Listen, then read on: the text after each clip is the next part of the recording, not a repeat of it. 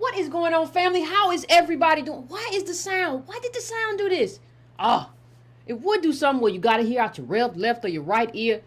If you're using your thing, you're going to get one ear. It's monochrome. Can y'all hear okay on the computer, though? You can usually hear all right on your laptop. But when it does this thing here, I didn't even see it do it beforehand. I don't think it did it beforehand. Oh, sneaky thing. When it does it, you can usually hear it fine on your laptop or your TV. But it doesn't come through fine when you have your little earbuds in. So if you have your earbuds in, I am sorry, it's going to do out of one ear because I swear it wasn't doing this when I tested it before I started. I swear it wasn't. Oh, the devil be doing stuff. Anyway, fam, listen, you all know what it is. You know, we are going to get into it, but let me just say one thing as I look at the numbers right now. I want to say one thing because I know before we get into all the stuff we got to get into, I'm very excited, but I know I'm going to miss some stuff because there's a lot of stuff in the book. I hope y'all come in and bring up the rear. But what I want to say is, I want you to look at these numbers right now, and they're lower than the numbers for the regular show.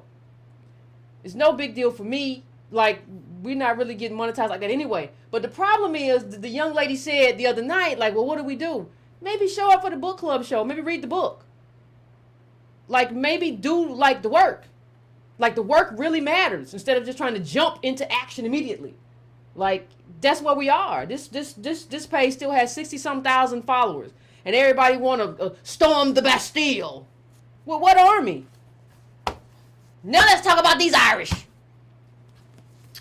How the Irish became white. Now, please, while you're in there, please hit the like button.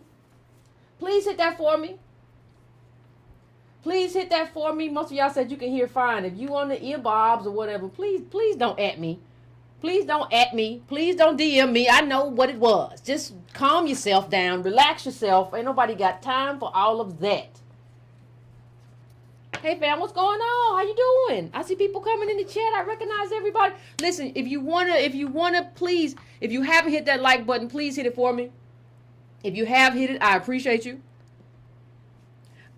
Please, if you think you want to, to donate to the show, you can go to donatebrown.com, patreon.com/ycarnell. You can also subscribe to the newsletter, which will be in the description. So by all means, please do whatever you want to do. Oh, go to subscribetobrown.com if I don't already have your email and add it there so I have your email. I rarely use it, so don't go. If you're going to spam me, I don't do that.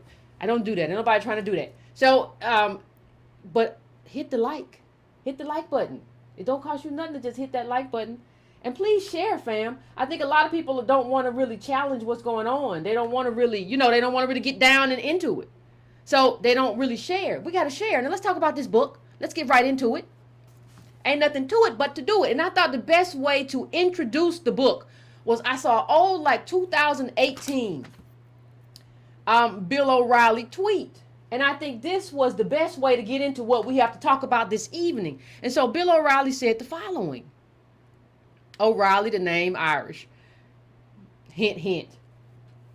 Enjoying my time in Ireland, visited County Cavan, where my ancestors were evicted from their land in 1845. That forced them to come to America legally so they wouldn't starve. Pardon me if I reject white privilege scenario, what did he say? Pardon me if I reject the white privilege scenario if applied to my family. Now, see, what happens is that we don't know the history. So when people say stuff like this, we are not weaponizing history. Understand? History has to be weaponized. It has to be used as a weapon. It has to be used as something to defend yourself. You are defending yourself. History is defending you.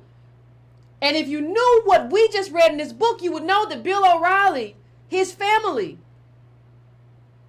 or the Irish in general, what we talk about, how much of their stuff was built on anti-ADOSness. And I can't say just because immigration has changed, you can't just say anti-blackness. It's anti-ADOS. That's how you access whiteness, because what we have to understand is I frame this book in terms of what we're going to talk about. You have to understand that whiteness isn't a color. It's not a color. And it's not something, it's not in a sense, I'm black and I'm proud. That's not what we're doing. Whiteness is a hierarchy. And you are assigned whiteness. It's not about skin. It's not about hair. You are assigned whiteness. And you have to do certain things. This is what this book tells us. You have to do certain things to become white. And normally the best way to access that is through anti-ADOSness. The same thing that is true today has always been true. So let's get started into it. And one of the other things I want to point out as we go through here, is that I want you to see some of the stereotypes that we have today that seem to apply to us and people try to point on us. These were initially, or in addition to, Irish stereotypes. And somehow we're the only ones left with them. So I want you to think about that as we go through, and we're going to go through a couple of really good quotes from the book, like we always do during the book club. We're going to go through a couple of really good quotes. So let me get the book together, and then we're going to do it.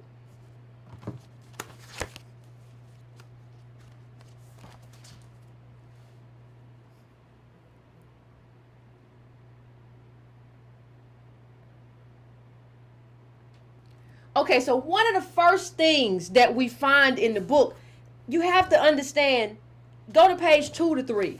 Just pull up your book if you read the book and go to pages 2 to 3. Now, I bring that up, but before I bring it up, I want to say that like a lot of this took place between like say 1820 and 1860. And that is important because we're talking about lead up, Civil War, and all of that stuff. And one of the things I want everybody to keep in mind when we have these conversations is what could have been different? Like if the Irish in America, because the Irish in Ireland were making a different choice. They were saying you should stand up against slavery, some of them. They were talking to the Irish here and saying, what are you doing? Well, then that was a trick. The trick was, well, you all are being influenced. You are being influenced by a foreign government. And so they were like, the Irish here was like, oh, well, we ain't going to get in. We're trying to get in and access whiteness. We're not going to do that. Or we're trying to access this true American whiteness. We're not going to do that this way because they're going to say we're foreign influence. So you get like a rebuke. Frederick Douglass went to Ireland. And you get like a rebuke of the Irish who were saying, you should be opposed to slavery, considering your background. Like, considering your background, you would not think the Irish themselves had been likened to monkeys. So much in common we have in terms of you all in England and everything, and even when you came here, you would not even believe that. Would you believe it? Would you believe it? So go to page 2. And I want you to look at something. I think this is like the second full paragraph. The other one is like a quote. When it talks about what we're looking at, the Irish who immigrated to America in the 18th and 19th centuries were fleeing caste oppression and a system of landlordism that made material conditions of the Irish peasant comparable to those of the American slave. You were a natural ally, but when you get here, that's the question with even natural allies. Once you get here, you make a different choice. Once you get here, you decide, yeah, I got a lot in common with you. We've been oppressed, all of that, called monkeys before by the English and here, but nah, I'm not going to side with you. And that goes to the whole point of having no friends. And you saw an influx around 1815. There was an influx. There's some good data on page 45. We're not going to go there because we're going to move through expeditiously. So what we're looking at is how the Irish gained whiteness, because whiteness was not, we think about it now as a skin color. That's why I have so many problems. I have so many problems with people saying, well, you know, this is all because of the color of my skin. No, the Irish weren't initially like really considered white. So it's not about skin color, because the Irish that I see are just as white as every other white person. That's not it. That's not it. There's something else going on. They've always tricked this thing and made it look as if like this is what it is. It's all about, no, recently in modern history, that's never been what it's about. It's never been about skin color. If you think it's just about skin color, you're missing the mark. You know, Daniel O'Connell, if you go to page 10,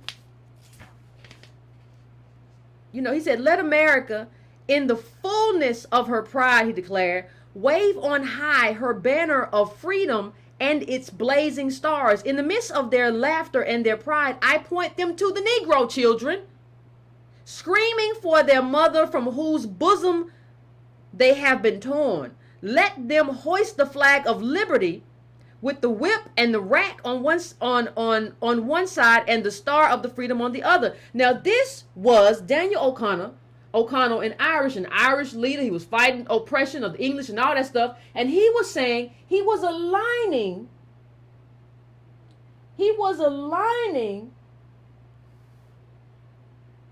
with us. Right? Now understand, the first slave, we talk about the Angelo Project and what we do at Dr. Cosby, 1619, 400 years. I have a new shirt coming out this week, Standing in the Shoes, 1619 to 2019, right? So we've been here like 200 years. And you come here and you're boxing us out. Now, O'Connell is kind of telling you, but then later on, I'm not going to get into it because I ain't got time, but he begins to equivocate himself. Because he's putting his Irish first. People always put tribe first. But he did try to say, hey, you have more in common Irish than them. But the Irish said, no, I want to be a citizen. And I want to be accepted. So I'm going to align myself with the Democrat, those Dixiecrats, not with these other people. I don't care what you say. And I'm not going to be bothered. You see it even on, let me see. Let's go to page 70 because I don't want to spend too much time on too much stuff. Go to page 70 in your book. If you have the book, please go to page 70. Lovely. This is the end, but it sets up the stage for what's coming in terms of conclusion to this chapter. He says, the outcome was not foregone conclusion. In this chapter, I have tried to suggest that while skin made the Irish eligible for membership in the white race, it did not guarantee their admission. Now, they had to earn it. The following chapters will examine how they did so. So you look white, but that's not what it is. And today, like when we look at how Indians and CEOs and stuff perform and how they are just really considered white, there is no, that nobody walks to an Indian American tech person and says like, oh my God, I thought you were a black person or whatever. It's different, but we're talking then. So you have to earn your whiteness. You didn't come in, yeah, you got white skin, okay, but you got to earn your whiteness. And this goes to talk about how they did it. There's a good piece of data on page 77, so make sure you go and look at that real quick, because Irish made up 55% of all naturalized in Philadelphia between 1789 and 1800. So that means power. Like, that number means power. You go to page 78, and what you see on page 78 is how the Missouri Compromise changed a lot. So go to page 78. It says the Republican Party was dedicated to preserving national unity through conciliation of the slaveholding South, while the merchant landlord coalition on which it was based remained intact. It functioned effectively, so effectively that federalism virtually ceased to exist as a distinct party. We are all Republicans. We are all Federalists, proclaimed Jefferson. However, the growth of market culture in the North, together with the rise of cotton in the South, produced new strains. The crisis of 1819 to 1820 over whether to admit Missouri as a slave state revealed regional split in the governing coalition and led to the collapse of Jefferson's party. And it was successful too, and partly because of how the Irish reacted. Because what they began to do, and you have to understand this, the way to anti-ADOSness is to basically differentiate yourself.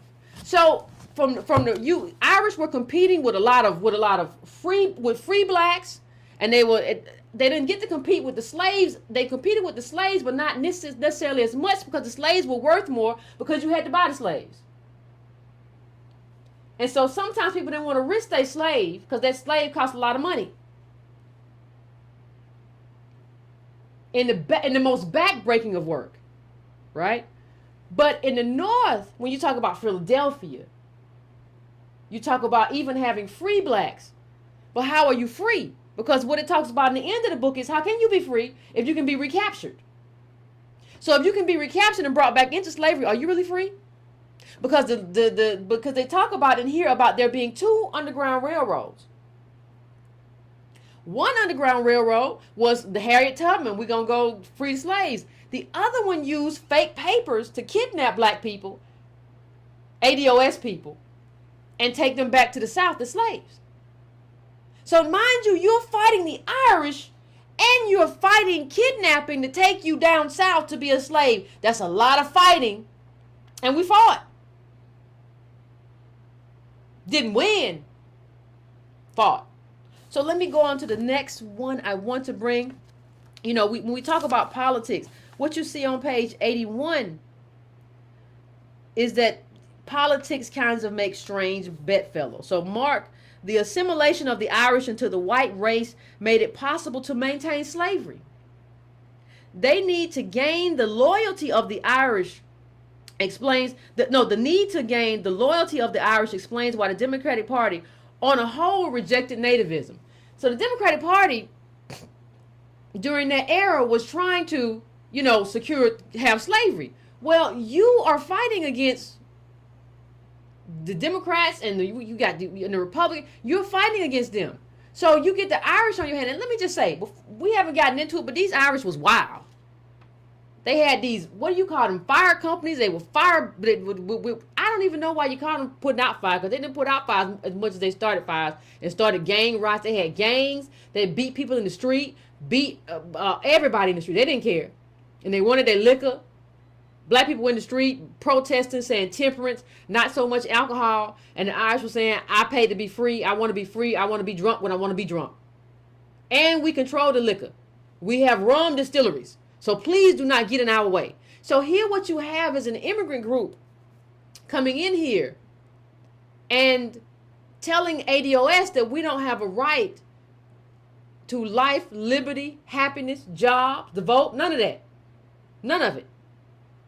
You just got here though. And you have to blame America for that too. Because if America had made us citizens and incorporated us into America much earlier, that none of that would have been possible. We could have cleaned your coconut.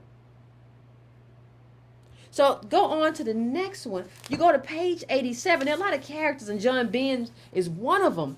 But something is on page 87 it goes to show you how they kept differentiating themselves from us to make sure you don't understand. I'm not a monkey. I am not a monkey. I'm not an Nigger. I am an Irishman, and that's a white man. I'm not them. Because that's how you access whiteness through anti-ADOSness, by telling people you're not them, standing against us at every corner. That's how you convince white America to, okay. That's how they convince the slaveholders we're on your side. You have to do it. So, consistent with his Jacksonianism, he excluded African Americans. Talking about being, I think, African Americans from the category of citizen. How can you come here? You just got here and you're telling me I can't be a citizen. You just got here. Okay, whatever. Addressing the need to mobilize labor for the War of 1812, he described the free black people in Philadelphia as a very numerous and useless class, which could be better spared for the war than any other. When the Missouri crisis broke out, the Democratic press published an article denying the right of Congress to prohibit slavery anywhere. Sensitive to the charges, he was a zealous, active abolitionist. In his memoirs, Benz defended himself by boasting that soon after Denmark Vesey's slave insurrection of 1822, the governor of South Carolina visited him and thanked him for his editorial support. So understand, how you got on was, no, you got me messed up. You got me messed up. I don't like the Negro. You got me messed up. Listen, I did the Denmark Vesey thing. The governor of South Carolina came and said you did a good job talking about how, expressing support for what we did to them now and then when they did that. Now, here's my question. How do you, now, I'm just going to bring it forward for a little while, as an Irish person or a person of Irish descent, first of all, you got to tell me who your people were. Where were they? What was their background? Was it Philadelphia? Because we know what it is. What was it? But how do you say, like, we were slaves too? No. You were uplifted on the backs of slaves. Chattel slaves. How do you say we're the same? We both suffered. Yes, you all were little famine babies, but we ain't had nothing to do with that. And you all have all kinds of statues and stuff now, and nobody talks about the anti-ADOSness that led to that. Everybody just talks about how y'all was hard workers and you did a good job and blah blah blah. And the Irish were rioting all the time. It's funny to me that we always get called rioters. Black people be rioting in the streets. It's lawlessness. There are so many riots in this book. Irish people running around with knives and switchblades. They all carried knives on them. We were doing temperance marches, and they were running around carrying knives and everything. And they got to make themselves American. In like one generation, a lot of them, you had to do, can't remember his name, but he made everybody. He could get anybody Irish hired. While we were again at the bottom and boxed out. Not only were we boxed out, you made it to where we couldn't have employment anymore. Because Irish would just decide, they wanted to just, hey, if you're going to do this with the black people, we're just going to drop out. We're not going to work. If you brought a Negro in with a bunch of Irishmen, they gonna throw down their stuff. We ain't working. Get him out of here. We don't work with them N words. Get him out. So it says, one of the riots, the commissions, this is page 87. The commission's report identified as a principal cause of the riot the belief that some employers were hiring black people over whites, and that as a result, many white laborers were out of work. Ain't that something? Something. In page 89, what we see is voting as an exchange. Voting as an exchange. The Democratic Party eased their assimilation as whites, and more than any other institution, it taught them the meaning of whiteness. Key to this was the party's rejection of nativism. Nativism lost. Nativism that was pushed back amongst whites. Like, no, they coming here, they taking everything.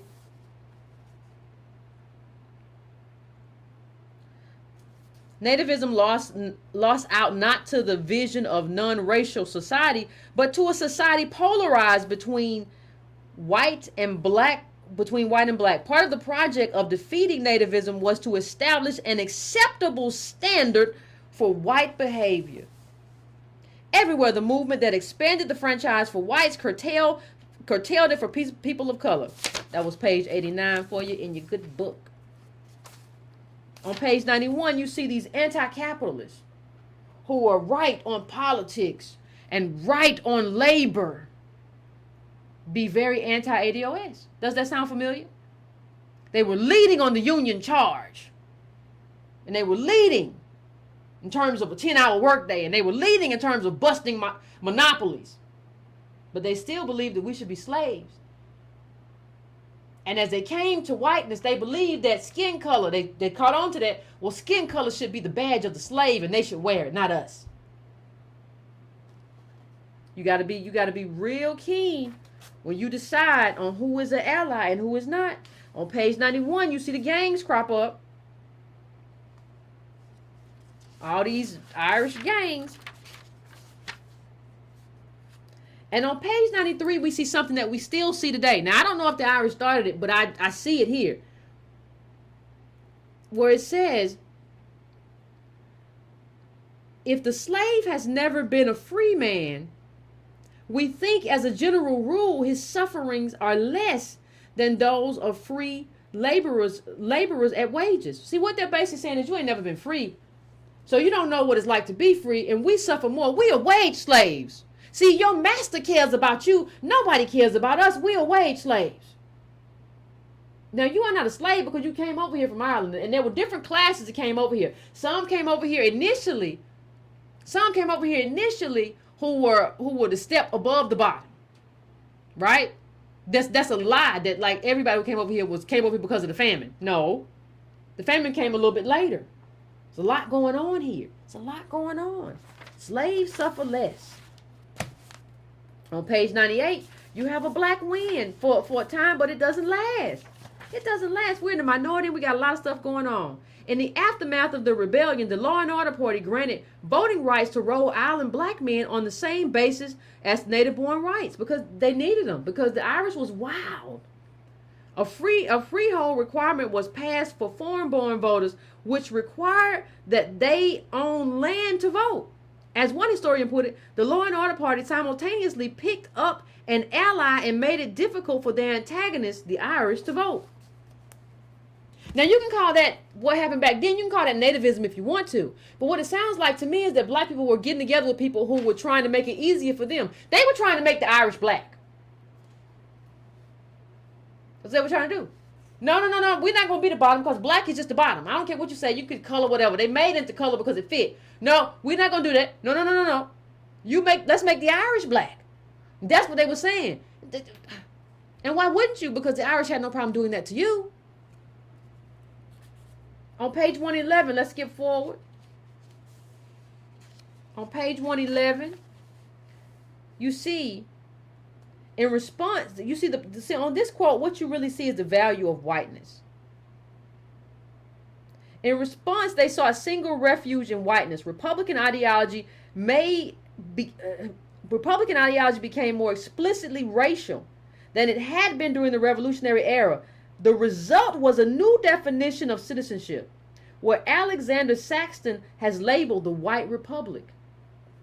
Blackness was the badge of the slave.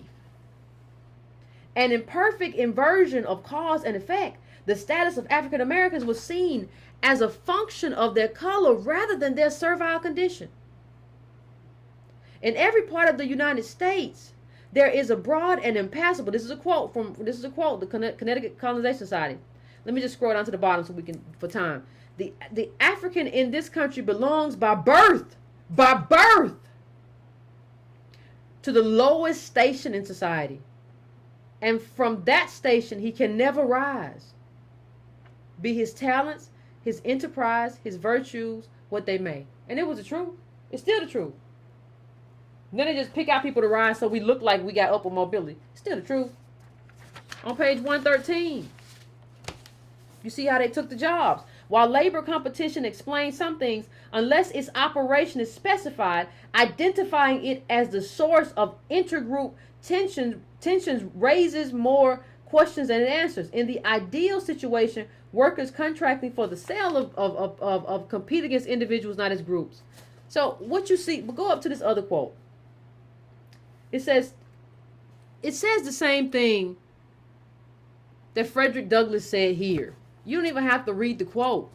You know, he says here, the old avocations by which colored men obtained a livelihood are rapidly, unceasingly, and inevitably passing into other hands. Every hour sees the black man elbowed out of employment by some newly arrived immigrant, whose hunger and whose color are thought to give him a better title to the place. And so we believe it will continue to be until the last prop is leveled beneath us. It is evident and painfully evident to every reflecting mind that the means of living for colored men are becoming more and more precarious and limited. That was Frederick Douglass. That was not a xenophobe. That was not your right-wing magazine. That was not any of that. That's what he said. When I talked about attacked us for temperance, you can go to 160 and you see that, you see, go to page 160 real quick. Another correspondent echoed, Since I began this letter, a friend has informed me that an Irishman came into the office and wished to know if he had need for any men. He was told, I have been in this country 16 years, said he, and if it were not for the infernal niggers, I would find work enough. You just got here though. 16 years we've been here. 200. What right have you to be mad?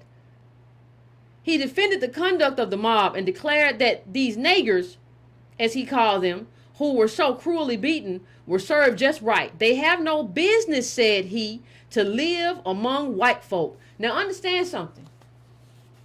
What he's saying is that you have no right to be American. We have no right to be American. And let's go to quote 2 real quick.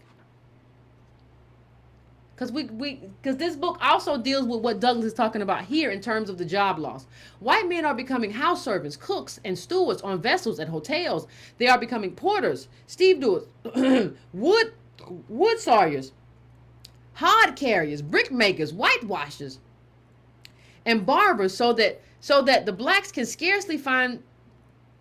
Hold on, let me bring this up a little bit. Can scarcely find the means of subsistence. A few years ago, a white barber would have been a curiosity. Now their poles stand on every street. Formerly blacks were almost the exclusive coachmen in the wealthy families. Without the means of living, life is a curse. I want you to hold on to that. Without the means of living, life is a curse, and leaves us at the mercy of the oppressor to become debased as slaves. You better talk about it. On page 114, they talk about how we were better off as slaves. I'm not going to go to it.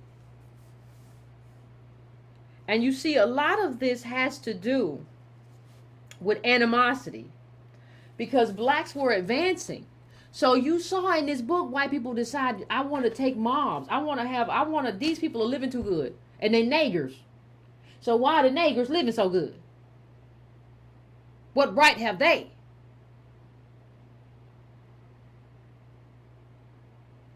And the animosity.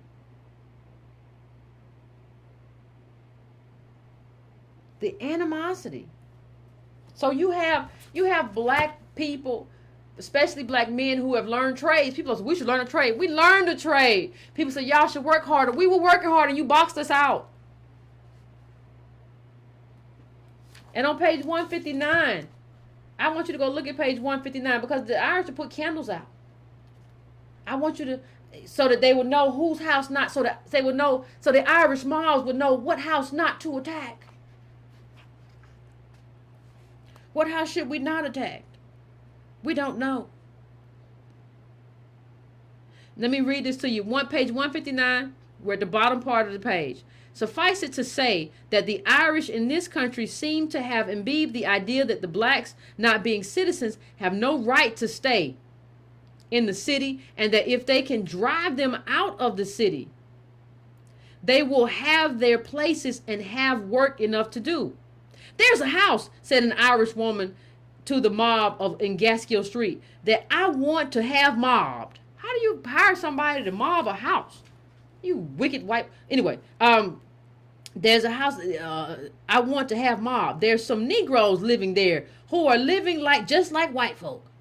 I could fill a sheet almost with the cases of this kind of showing that what was once contempt is now envy, and the most ferocious hatred arising from the fact that a large portion of the blacks can find work and they cannot. You were just jealous.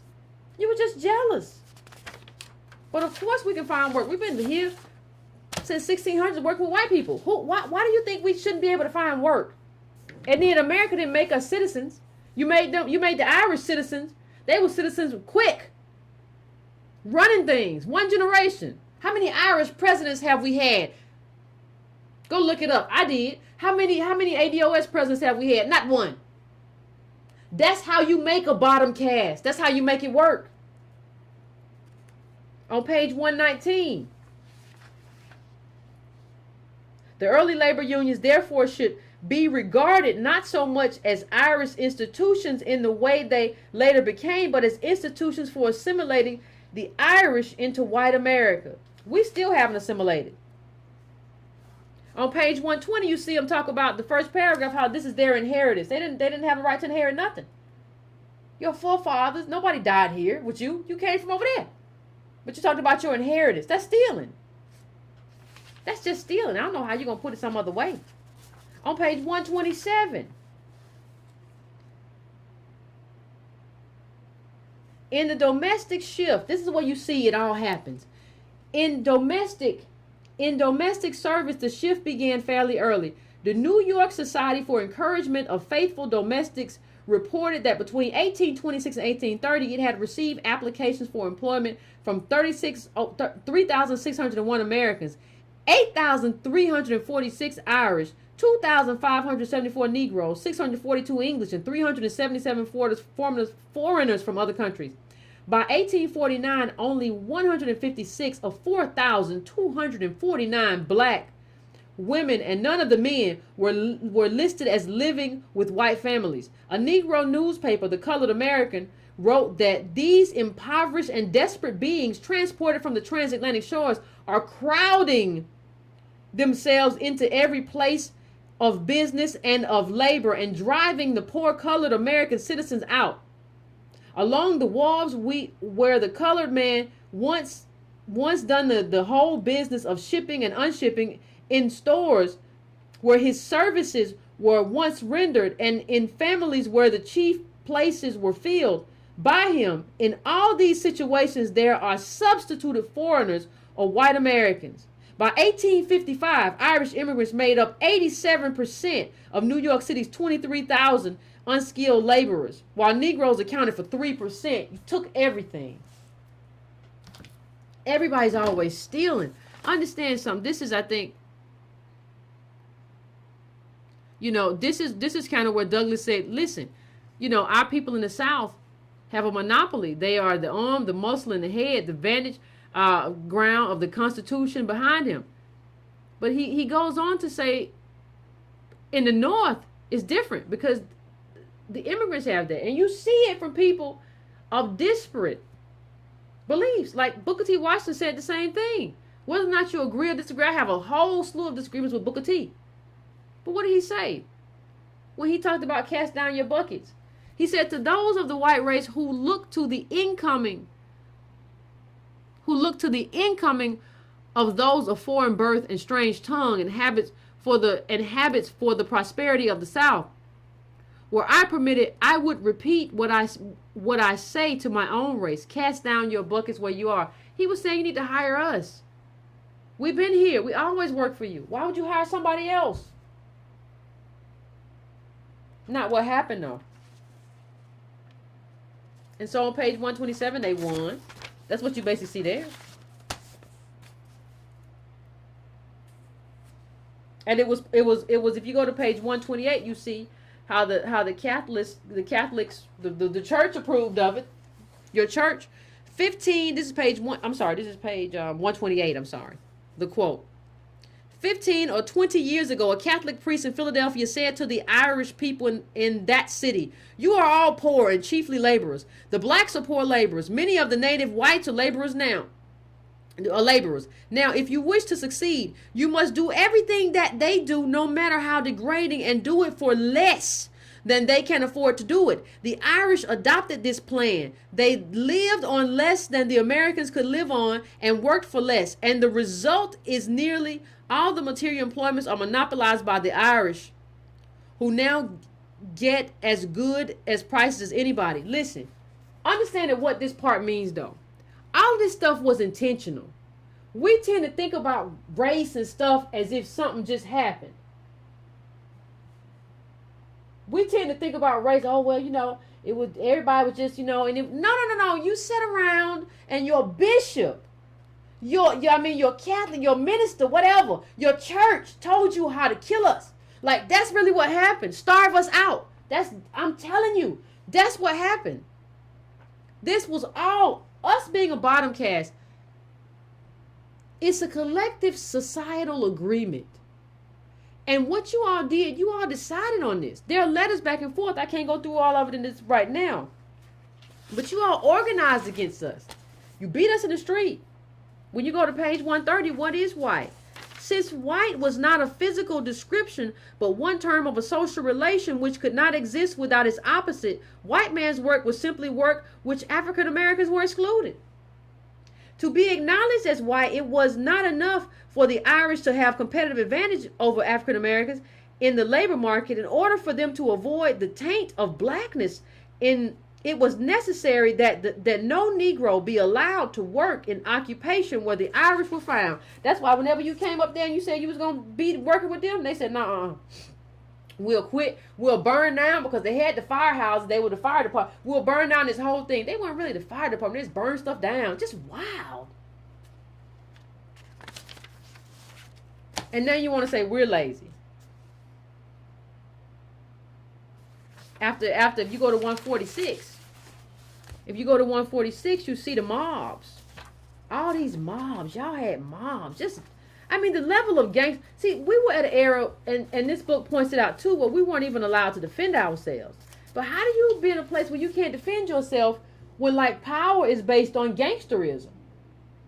So, like, they come and get our guns. The Negroes got guns. Oh, my God, the Negroes got guns. But, like, the Irish are killing people in the street. And they don't care. I ain't never seen a group don't care as much about, they don't care about their life at all. I don't care. I'll shank you.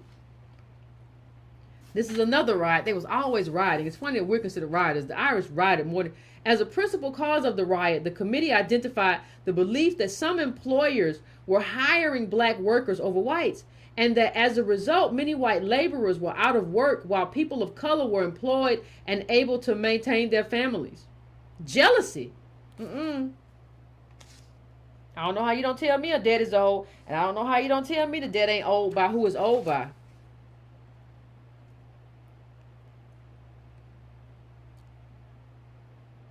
I don't know how you tell me that.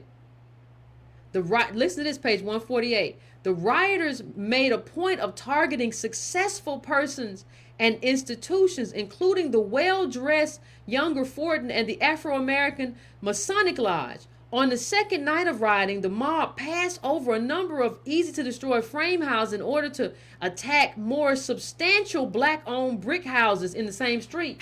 You're just destroying wealth. You're not destroying. You're destroying our wealth. And they go and tell you didn't really have a police.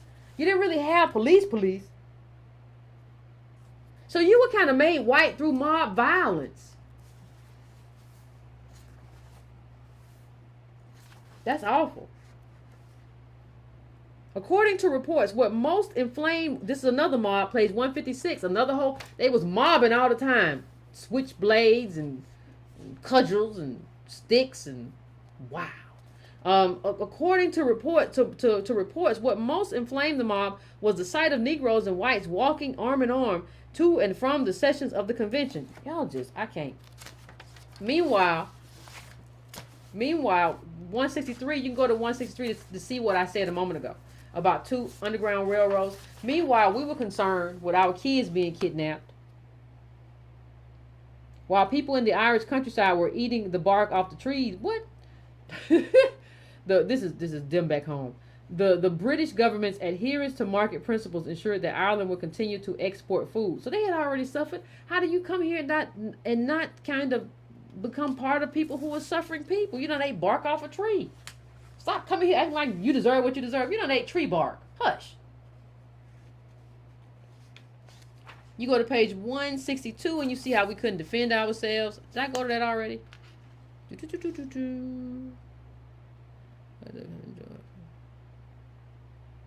It says any sympathy black people might have enjoyed from respectable element was quickly dissipated when they took steps to defend themselves.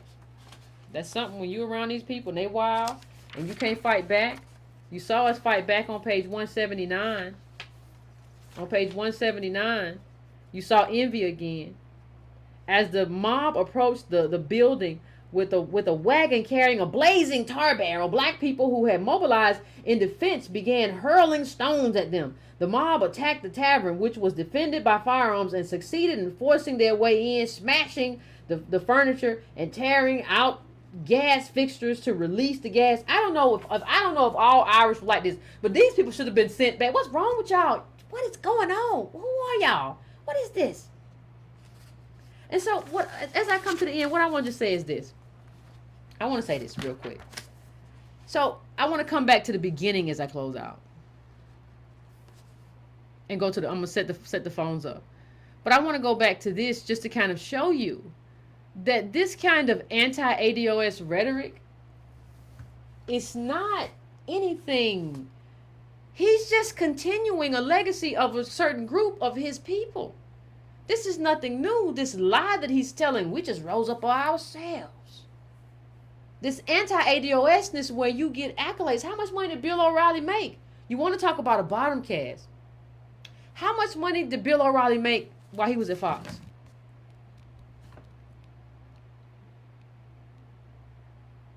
Okay. How much money did I make? I'm not going to toot my own horn, but I'm better than Bill O'Reilly. Bar none. See, because you have to have a group that's up here that has money, right? So if black people are positioned, when I say black, I'm talking about ADOS, are positioned differently, that elevates me when we're having a conversation because my group is a top group. So, okay, we can put advertisers on her show to sell stuff because they're a top group. They're a top 20% group. That's what the show is. Ain't none of these people really talented like that. It's just a matter of who's looking at this TV. The people who are looking at the TV have money to buy stuff, so the advertisers want that because they want the money, they want the eyeballs. It ain't about him. The man ain't talented. He ain't been. He was on Inside Edition. That's awful. He ain't nothing. He's not thinking. He don't read books. He don't do what we do here. We're better than him. The only reason we don't get to live the life is better than him is because what his people did to us a long time ago. And there has not been a reckoning. We have not had reparations. We have not held these people accountable. And part of the reason we don't hold people accountable because we don't know our own history. We go around here feeling sad and depressed. Well, we should have did X. We go around saying stupid stuff. Well, we ain't never fight. We fought. If you don't know the history, that's your fault. We've always fought. We didn't win. We've always been a minority. We've always been underrepresented. And we've never, the Irish, the second wave came from the famine. They wild in survival and thinking about just themselves and survival. We slaves and a few freed people. You can't fight from that position. You can't fight from every position. You're in a much better position to fight if you standing up versus laying down on your stomach. You have to understand that he gets that because of his group. I'm not on TV, or Tone's not on TV. Not that we're trying to go. I'm talking about in another universe, in an alternate universe where we defeated them. then we're on TV. Because we are positioned economically in a different space and we're saying something different, right? And so what happens is once we get positioned differently because our people have money, everybody wants to advertise. Oh, ADOS, let's get this in there. Let's try to sell them stuff. Because that's capitalism. It's not my fault. I'm just telling you what it is. You think Bill O'Reilly's a talented person? He never has been. He's always been like this little doofus caricature. But most of them are. But the people who watch them have money to buy product. And that's what it's all about. And that's how the game is played. So fam, give me a few minutes to set up le phone. And we will come back in here and we will have the conversation. Call in with your points and your bookmarks and all of that stuff. And we're going to have the conversation.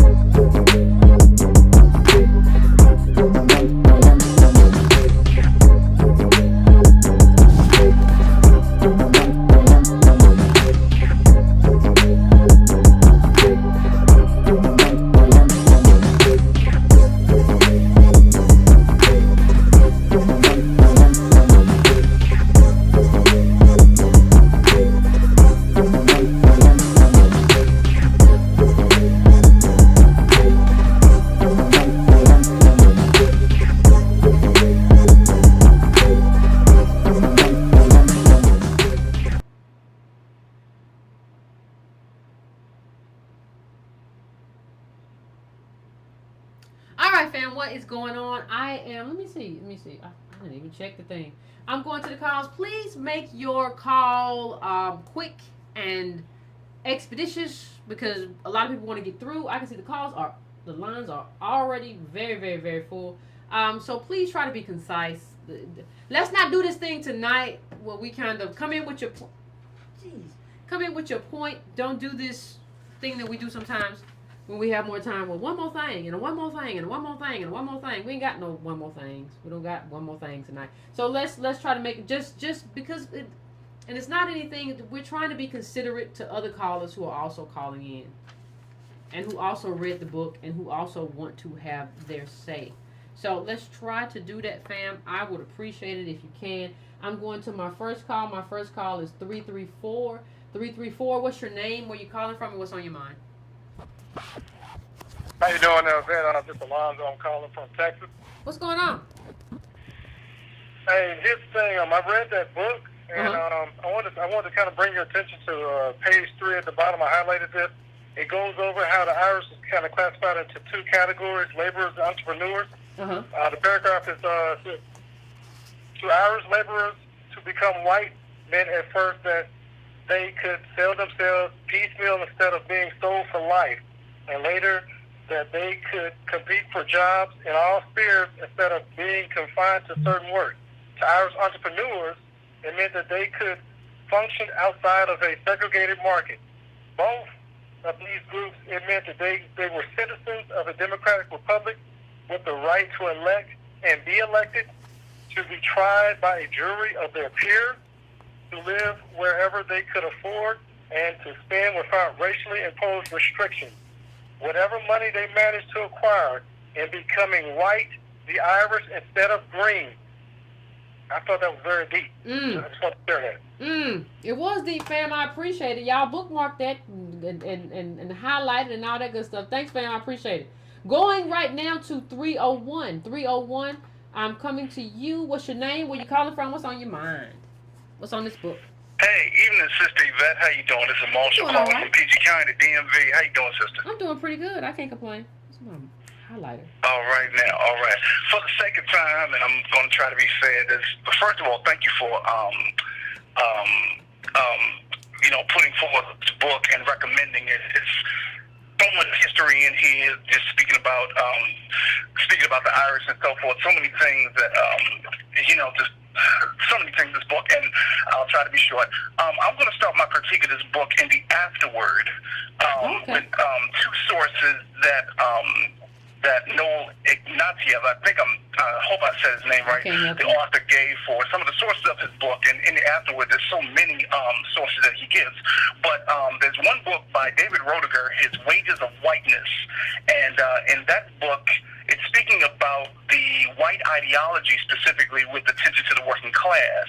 And that author asks, how did the working class settle on being white? And he's going off the theory of W.E.B. Du Bois and speaking about, quote, the public and psychological wage of whiteness, and how it was a pleasure of whiteness to work. It was a wage for there to be white.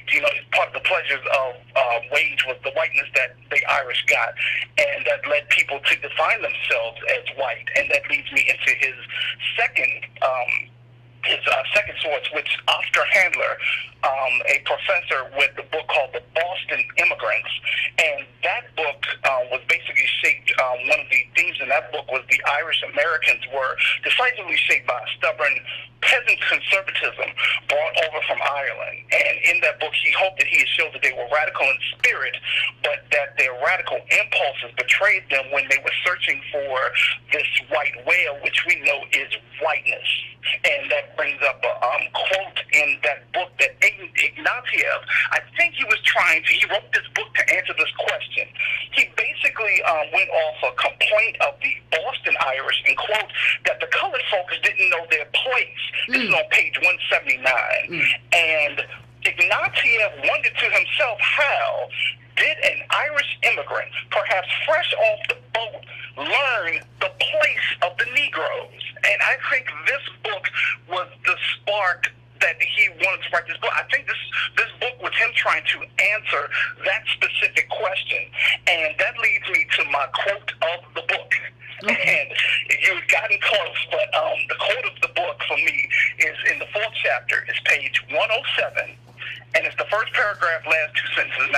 this up. Seth Luther, the itinerant agitator who wrote the circular that sparked the Philadelphia general strike, was fond of drawing parallels between the free laborer and the slave, to the disadvantage of the former.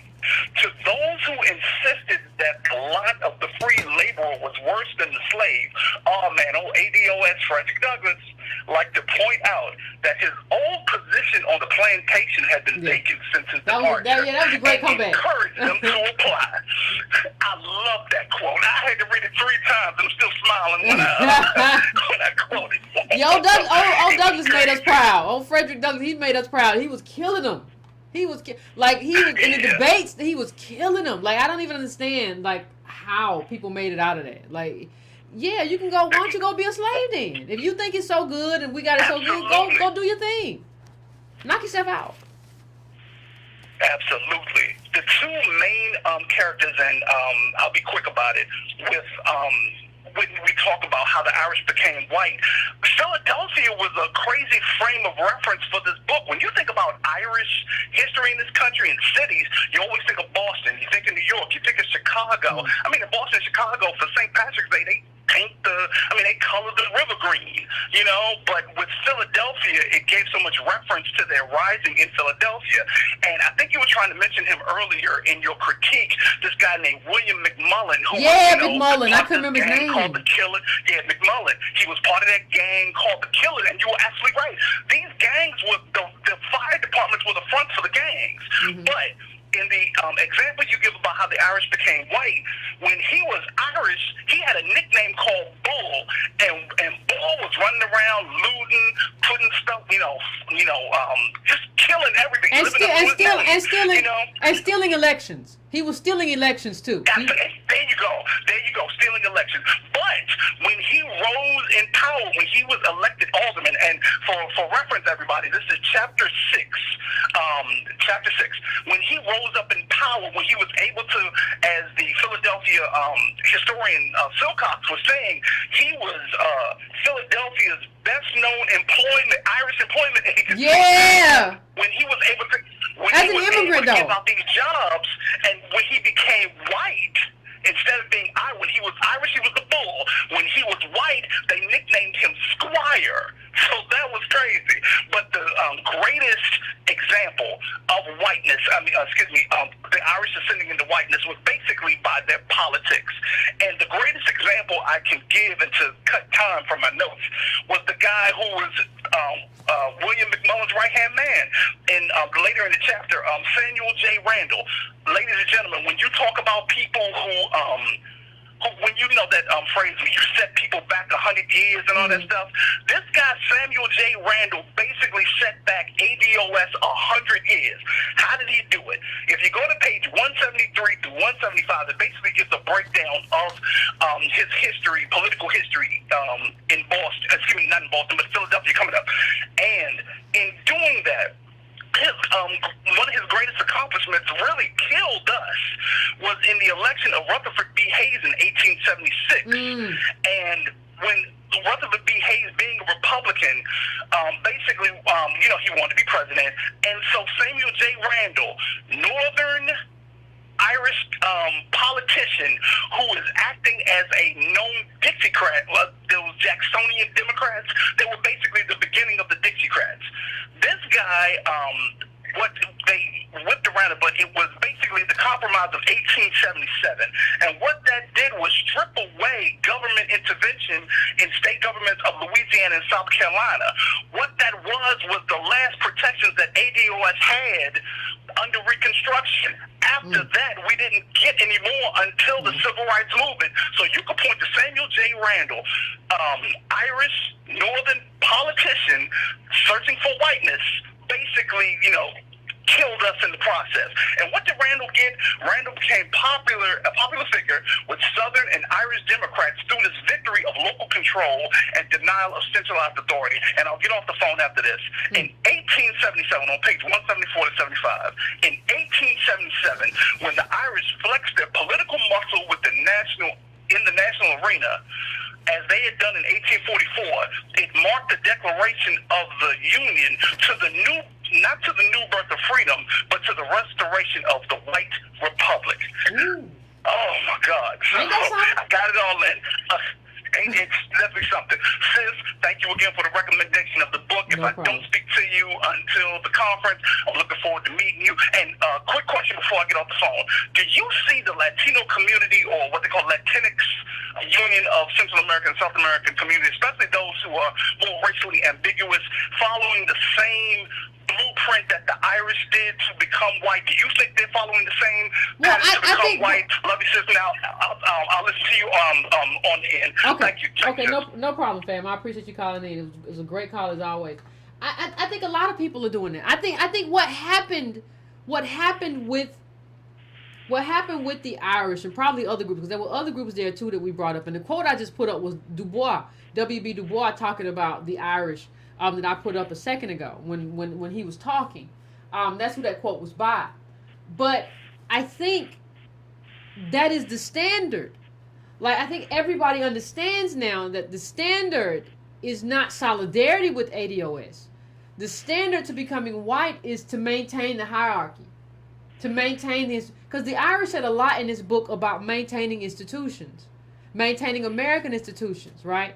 And so they're not trying to rock the boat. They're not coming here to be a part of this bottom caste. Their job is to like uphold America as immigrants, and upholding America means upholding the American hierarchy. And the American hierarchy, the American caste system, has us at the bottom, and so that is how they come in. Now, what happens a lot of times, and I'm not saying all of them. I'm not. Don't get involved in it. I'm talking about how this whole thing is set up. So what you have is, and I wonder. One of the things that I wonder a lot when I read this is, you know, there are a lot of things like if the country to our border and the countries to our border, when we talk about immigration, if those countries were white, like if Ireland was a poor white country, would we be able to see it? Like, would we say if that was the case, oh my God, we're losing jobs out to the Irish or whatever? Would we be able to say what our ancestors said back then in terms of trying to fight, and what Frederick Douglass said? Would we be able to do it? I don't know. I think we could, but I think melanin has become a problem in assessing our own situation. And assessing, I saw a liberal from the Young Turks say something like, "Oh my God, why are you all fighting for you talking about the immigrants who work in fast food? You can do better." And I juxtaposed that against the article I put in the newsletter this past week or last week of a black man who has a master's degree who now has to work at Wendy's. You don't get to tell us what jobs we need to work. We're Americans. We get to decide. You're not my mama. I don't owe you anything. You're nobody to me. So you don't get to tell me that. I get to decide what jobs I need, and we need a lot of jobs you wouldn't think of because you don't have any access to blackness. There is no access to blackness that you have, you little Young Turk girl. You don't really have black friends. And I saw somebody online say this, and I can't remember who it was, but it was like, show me your wedding photos. If you're married, if you're not, show me your scrapbook. Show me all you. I need to see it. You don't have ADOS friends. You have associates who you use as cover. I bet you anything. So I'm going to 360. What's your name? Where you calling from? What's on your mind? Hi, Yvette. This is Ken from Ohio. I want to thank you for this book. No I'm problem. going to be really brief here. Okay. There was something in this book that kind of resonated with me and kind of upset me a little bit. It's on page 61. It's here where the author talks about a young man who moved from Ireland, and he kind of chronicled him from Ireland to the Caribbean. And one of the things in paragraph 2 on page 61 that he pointed out is that he went to Africa on a slave ship. Oh, yes, that was thank you so much. Yes, I know what you're about to say, but go on. You know what I'm about to say. Yep. You know what I'm about to say. And so one of the things he said, it says here that he ended up getting into it with the ship's captain or something, and then he went to live with the Africans for several weeks, and the Africans treated him like a dear friend. You know, that just really resonated with me in that, you know, this is more of an indictment on black people. You know, we always have this welcoming attitude. We're always, now here's this young man was there. He was there to capture Africans and put them in slavery, and even with that, they still showed him all the hospitality. Yeah, he was a white man. He was a almost, white man there to capture Africans. Let me just make sure everybody understands. He was a white man there to capture Africans. He got into it with some people on his ship, and he ran off into the woods with the Africans. He ran off into the bush, wherever, I don't know. And he said they treated him like family. This goes against the idea that we always have that we were all just kidnapped and oh my God, the white man ran off into the woods. No. He says they treated him like family. Now you didn't treat other Africans like family because you sold us. So you treated him like family though. So I'm gonna let you finish up with that fam. And correct. And then on top of that, to add insult to injury, he went from his positive experience in Africa, he went over to the Caribbean and became a plantation overseer. So, you know, it's just good. In paragraph 3, the last sentence in paragraph 3, it says he settled in Antigua, where he served as an overseer on a plantation. So to me, that kind of just underscores the commitment these people have to what they're trying to do. And, you know, I just kind of look at that against the Africans who, even though he was there to capture them and put them in slavery, they still treated him like a family member. But he was still, after that experience, able to then go on and be an overseer, you know, against African people. Yeah, because there was no idea. And you know why, fam? Resonated with me in this book. Yeah, but you know why, fam? Because there was no idea of blackness. Melanin didn't mean anything. Like, I don't think people understand, like, melanin didn't mean anything. It wasn't that you're African. We're in the flesh trade. We sell all these people. And he buy them. He good. He fam. He come here with the money. He come here with the crew. Like, it wasn't no, like, we're family because we have. That's something that came later that we try to attach to now. But, yeah, they treated him good. They showed him love. He came with the slave ship. They brought him in and showed him love. Ain't that something? And this is something we still have a habit of doing even today. You know, like, even this, in the current political environment we're in, talking about the immigrants and how we, you know, this coalition with brown people and black and brown this or some of our black leaders, we still have that same habit of doing that today where we open our homes, our hearts, our intellect, our minds to these people who don't mean us any good. So I just wanted to point that out. Like, page 61 was very powerful to me, and I wanted to bring that up and share that with the family tonight. Thank you, fam. I appreciate it. Yeah, I meant to bring that up as a I went over as usual. But I meant to bring it up as like an extra. Yeah, they treat him like, find the page, they treat him like family. Like he said they treated me great. Like I went out, I got mad and I went out with them and I hung out with the Africans for a while and it was cool. Wasn't nobody running in no woods, kidnapping nobody. 216, what's your name? Where you calling from? Tell us about the book. Hello? Yes, 216, what's going on? What's on your mind? Oh gosh, okay. So yes, I'm Kunta for Life in the chat. Oh, okay. And I'm calling from Cleveland, Ohio. Okay. Yes, and I have 4 takeaways from the book. First of all, I tried to read the book like a high school scholar, and I liked the way the book was formatted. It was like this book will this stuff, blah blah blah, and then at the end of each chapter, he summarizes what he talked about. So I really enjoyed that. It kept me engaged. So I'm going to go to my favorite quote in the book. Is on page 107. Okay. And it's Frederick Douglass. It's like in the middle of the book. Okay. Page. He says, to those who insist that the lot of the free white laborers was worse than that of the slaves, Frederick Douglass liked to point out that his old position on the plantation y'all all love that quote. Y'all all love that quote. Since his departure, and encouraged them to apply. Yeah, somebody else brought that quote. Y'all like that quote. Y'all like when Frederick Douglass gets saucy. I'm like, Frederick Douglass is off the chain. I was thinking that if Frederick Douglass had a YouTube channel like you, he would be off the chain like you today. Okay, and then quote. My next takeaway from the book is found on page 86. All right, and it's the papers. That, you know, even though the Irish did what they did to Negroes, they had a plan and they had support. And on page 86, they talk about this paper that was written, the Mechanics Free Press. And it's in the middle of the page. Okay. It says, the paper advised those from England and Ireland brought up in the mechanical business, not to be tempted by cheap land in the West. Those whose former habits in life neither qualify or fit them for labors in the field will find that farming in America was arduous beyond description. And it just went on to further say that no matter what they promise you in the West, don't go for that, and don't go for farming either. Stay focused, you know. And so then they had a plan. This is my last one, so somebody else will get in. Page 110.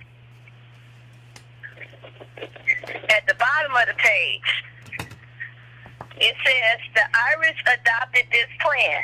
They would live on less than Americans could live upon and work for less. Yep.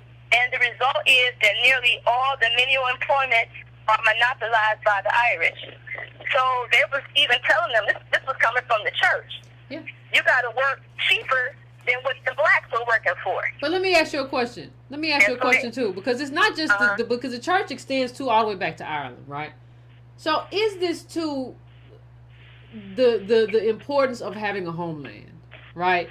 People who have seen stuff, you've lived through stuff, your countrymen have lived through stuff, and not only have they suffered or whatever, especially during the famine era, but like you have people who can use what happened, because we were cut off from everything. That's what the people who sold us over here for dashikis did.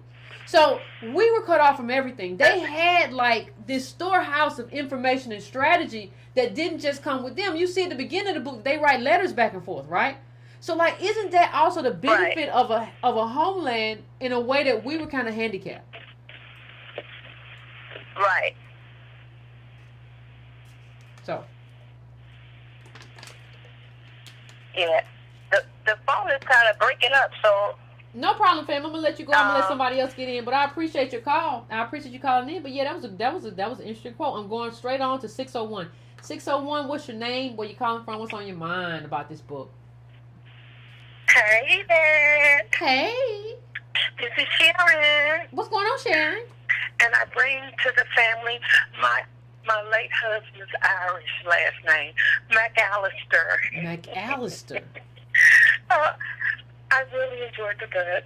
I kind of want to start on page 41. Can you hear me? Yeah, I can hear you fine. Okay. On 41, we always hear about, when they talk about Africa, they said the white man brought the Bible and gave it to the Africans, and the Africans gave the white man their land. The author went to say that the Arabs were worse off. At least the Africans got the Bible. The Irish got nothing as compensation. Did you remember seeing that on page 41? Yeah, but they so full of it. But go on, I'm sorry. I know. But that was funny. That was just too funny. What I did see also was when they talked about when they were in prisons, how I guess the ledger of the prisons just named how many prisons there were and where they were located. It really didn't talk about race. And then, too, when the prisoners did break out of prisons, they broke out as black and Irish prisoners and whites all together. Well, so it wasn't like they were just in prison. Well, and see, hold on one second. If you go back to, I think, what was it, Bacon's Rebellion, something like that? I can't remember. But you had white and ADOS people together and stuff like that, fighting. In prison. And then too, but see, that wasn't the way to get yourself white and to move this hierarchy quick. That was a big fight. And then the powers that be knew it. Like, we're gonna have trouble on our hands if these Irish get together with these Negroes. Yeah. So they all played on it. Yep.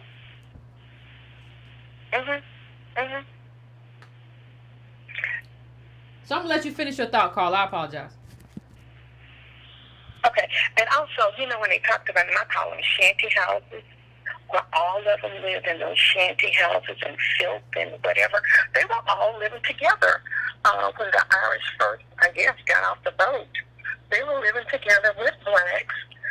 But then, they decided that they were more than blacks, as they, I guess, assimilated.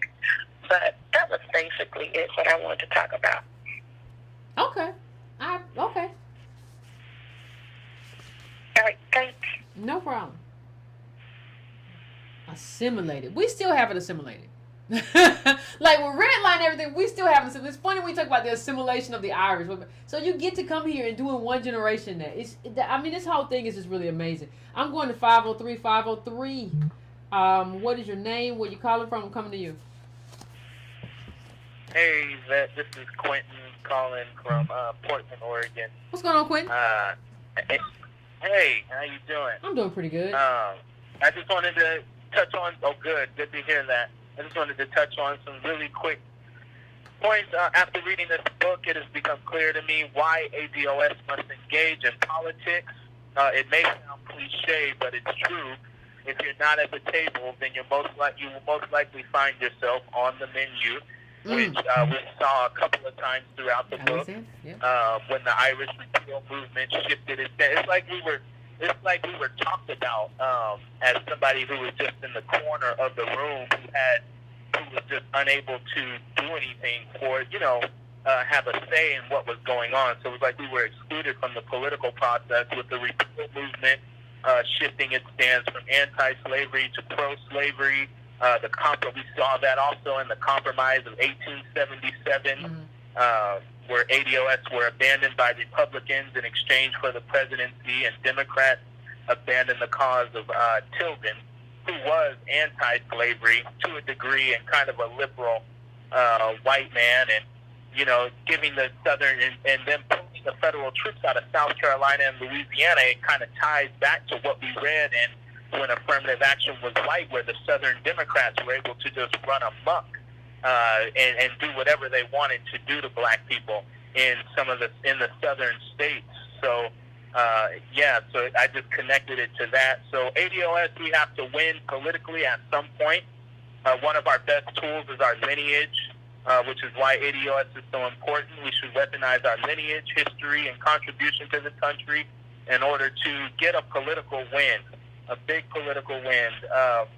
But I also like some of the points you brought up, like on page 89, where you talked about the Irish didn't just give away their votes to the Democratic Party. They did away with nativism.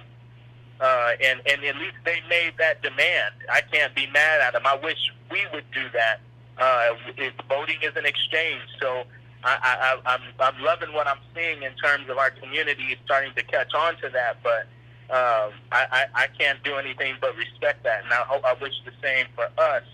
And I also looked at the portion with Mike Walsh. You brought it up as well, the guy who took the labor movement. He redirected the energy surrounding ADOS issues of anti-slavery and abolition, and he redirected it to white laborers, the white labor movement, and made the white wage labor seem like his situation was worse than ours. So that was interesting as well, to watch the legacy theft and watch the sort of redirection of the energy, suck all the air out of the room. And I didn't mention it because I ran out of time, but the inheritance stuff. They said, like, this is our inheritance. Yeah. Like, by what? How? How is this yours? Like, we want to... It doesn't make any sense. Yeah, and then I also like the quote you brought up about John Finch, where he said 10 or 12 years ago, the most menial employment, such as, I'm not going to read the whole quote, but you know what I'm talking about. And it's on page 113, and it's by John Finch for those who are listening. And I made a note under that this is going on today, especially with cheap Mexican and Central American labor, except now we're kind of in the situation is more urgent because jobs are being mechanized more rapidly today. And I hate that the global elite has put us in a position where we have to compete with other groups for scraps. But ADOS people need those jobs, and we should insist that we get those jobs. If it comes down to me or you, we have to put ourselves first. And to touch on the fast food jobs that you were speaking about earlier, even the fast food jobs, we have high young ADOS unemployment, ADOS who are in high school and, fresh out of high school, who those are entry point jobs that they could work. So I don't know why somebody would look down on that, a fast food job, or say that, we don't need those jobs. And sometimes you end up working entry-level jobs because of what your life is. I appreciate you calling. I'm going to let you go so I can get some more people through. But sometimes that's why you end up doing it. And listen, let me say this. The Irish were oppressed. Like, they did deserve reparations. But not from us. Like, so the thing that people like to do, instead of fighting for reparations and getting your due from the country, I don't care whether it's England, or I don't care what part of the world you are. I don't care whether you're Ireland. I don't care whether you are Haiti or Haitian or Nigerian. Whatever it is, I'm not saying you didn't deserve it. But like, instead of like getting it and fighting for it, what people love to do is come here and just take a pound out of our flesh. Well, I'm not going whatever, but I'm going to come over here and I'm going to become white over here and I'm just going to stomp on this group. I'm going to just take, I know they fought for this a long time to have all this stuff they have, these movie roles and all this, but I'm going to just take it. But yeah, they don't got movies and they don't got Hollywood over there. So I got to come over here and just take your cookies. So instead of you going to get that from England, you just going to take it from me, Irish. You just going to take it from me. You got to go get it from them, though. They the ones who called you monkeys. And they the ones who made it to where you ate tree bark while they were exporting food. They the ones who made you poor and made it where you couldn't. The whole first part of the book is about what happened to them. And that was horrible. How you have a famine, I mean tree bark, and I'm exporting food because of capitalism. So that's why they were so working class and so labor focused. But that's not, you can't come here though and take it out of me. You gotta fight. You gotta deal with who owes you. Everybody gotta get real specific about who owes them, and it's not us. You don't keep to just come over here take it from us because somebody owes you, because the country owes you. No, that's kind of an escape hatch, and that's the weakest route to go. I understand that not everybody was starving. That's a whole myth. It was all because of the famine. No, there were people who were above that class who came earlier. The famine was later. But even with that, I don't owe you nothing. I don't owe you anything. I'm not the cause of that oppression or the system that made you eat tree bark while food was being exported. You got to go get your pound of flesh over there. And everybody wants to just come over here and not fight the fight that they really should be fighting. And that's what we see too much. So I'm going to 201. What's your name? Where you calling from? And what part of the book you want to talk about? Hello, my name is Roger, calling from New Jersey. What's going on? Hey, I really love the book. This is a really good source. This is what we need, having our weapons, we're going to fight facts. That's what we need. This is a great source. But I want to take a little turn. This author, he's crazy. He was a Harvard lecturer. The things he used to say to his students. This guy is nothing changed. Hello? What's your quote or what's your assessment, Van? Oh, my assessment again. This is a great source, and I just want to say that the author, he was crazy. He really off the chain here. He's like a Harvard lecturer, things that he used to say to his students. And I was just wondering, in terms of what he was writing about. Like I said, this is a great source. Okay, appreciate it, fam. I think it's a great source too. Go on to 706. 706, I'm coming to you. Okay, hi, this is Venus. I'm calling from Georgia. What's going on, Venus? Can you hear me? I can hear you fine. What's up? Okay, so the first thing I wanted to say about the book was I thought it was kind of crazy to learn that all this stuff was going on before slavery ended. So this is before slavery, the slaves were free. This is before Jim Crow and all those laws. This is the stuff that was going on, and that was constantly in my mind every time I would look at the date. Just the date, like they were doing it so early, Yeah. The first quote that I marked off in the book is it's on page 25, and it's when they're trying to get the Irish to see themselves as worse off. Yeah. And I don't know if you said this before. I tried to go back. I know I didn't see it, But he says, no petty village magistrate dressed in little brief authority extorts the little of all misery from the impoverished parent. To leave his offspring to perish from starvation and want, no, sir, the slaves of America partake of all the necessities and comforts of life in abundance. They are visited by no periodical famine, too often consequent and extensive of a bloated and voluptuous across the sea. Aristocracy. Sorry. And their slumbers are uninterrupted by the cries of their famishing children. And to me, it's like when they're saying all of these things to get the Irish hyped up, they don't know that the slaves aren't starving, that they aren't, being raped and beaten. Like, they act like none of that stuff was even going on, that they're just working hard days and getting fed and fat and sleeping, comfortably in their beds at night. So even they were ignorant of what slaves were really going through. Mm-hmm. And using that, what they think it's like, yeah, I'm sure that whip. I'm sure that whip to that back was wonderful. Like that whip, like I'm sure that was wonderful. Like they didn't, like you're right, they didn't give any thought to what they was just trying to. They was out for them. And like I don't think we understand that in politics. I think that's still what's happening. Like people talk about solidarity and labor. I used to think that too. Well, that's solidarity and labor. You don't really know what it was built on and how many of us were boxed out, like or attempted to be boxed out. Like you don't know what that is. Yeah, and like that's they're important. talking about their children starving, but our children were getting sold away. Yep. Or snatched. Or you could have a free kid, and then the other people come and they snatch your kid while your kid's outside, right? And take him to be sold away. You never see your kid again. Those are our lives. You want that life, Irish? That life, so much better than their struggle, though. Another one was from, it's on page 91, and it says, they will tell you that you are free men. They lie. You are slaves. And none are better aware of that fact than the heathenish dogs who call you free men. No man devoid of all other means of support, but that which his labor affords him can be a free man. Under the present state of society, he must be a humble slave of capital, created by the labor of poor men who have toiled, suffered, and died before him.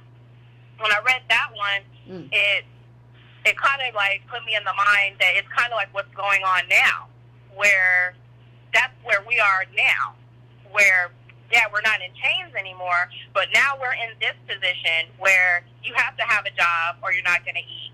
And they're not going to give you a job because of your color, your caste or whatever. So this, what they were saying, that they're like worse off than black men now, then, that was in the 1840s, but it's what we're going, like that's how far we've advanced, is that's where we're at now.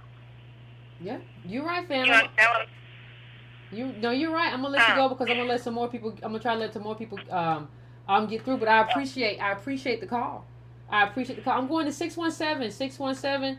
What's your name? Where are you calling from? And what's on your mind?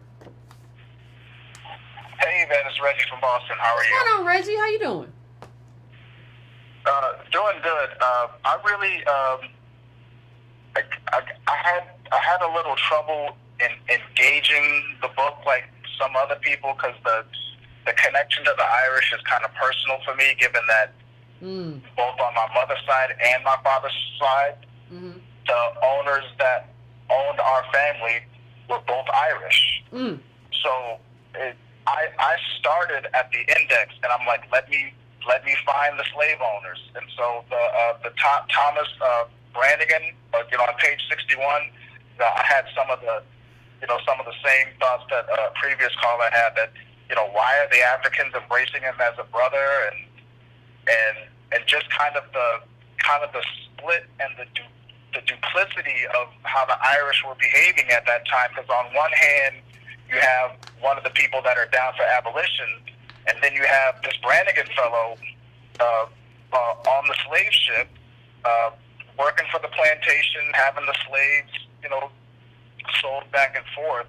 So that was one of the main, takeaways for me, given that personal connection. I thought the labor arguments and just how they used violence to move themselves forward, and how they used our story I saw so many parallels between how the Irish framed themselves as wage slaves. I drew parallels between that and then how the suffragists did, to get the women's vote, that the women are like slaves. And as soon as they get political power, they turn on us. You saw that with white women. You see that with the Irish.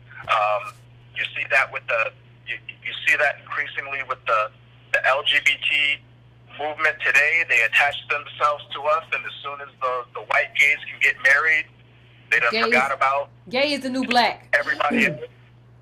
Yeah.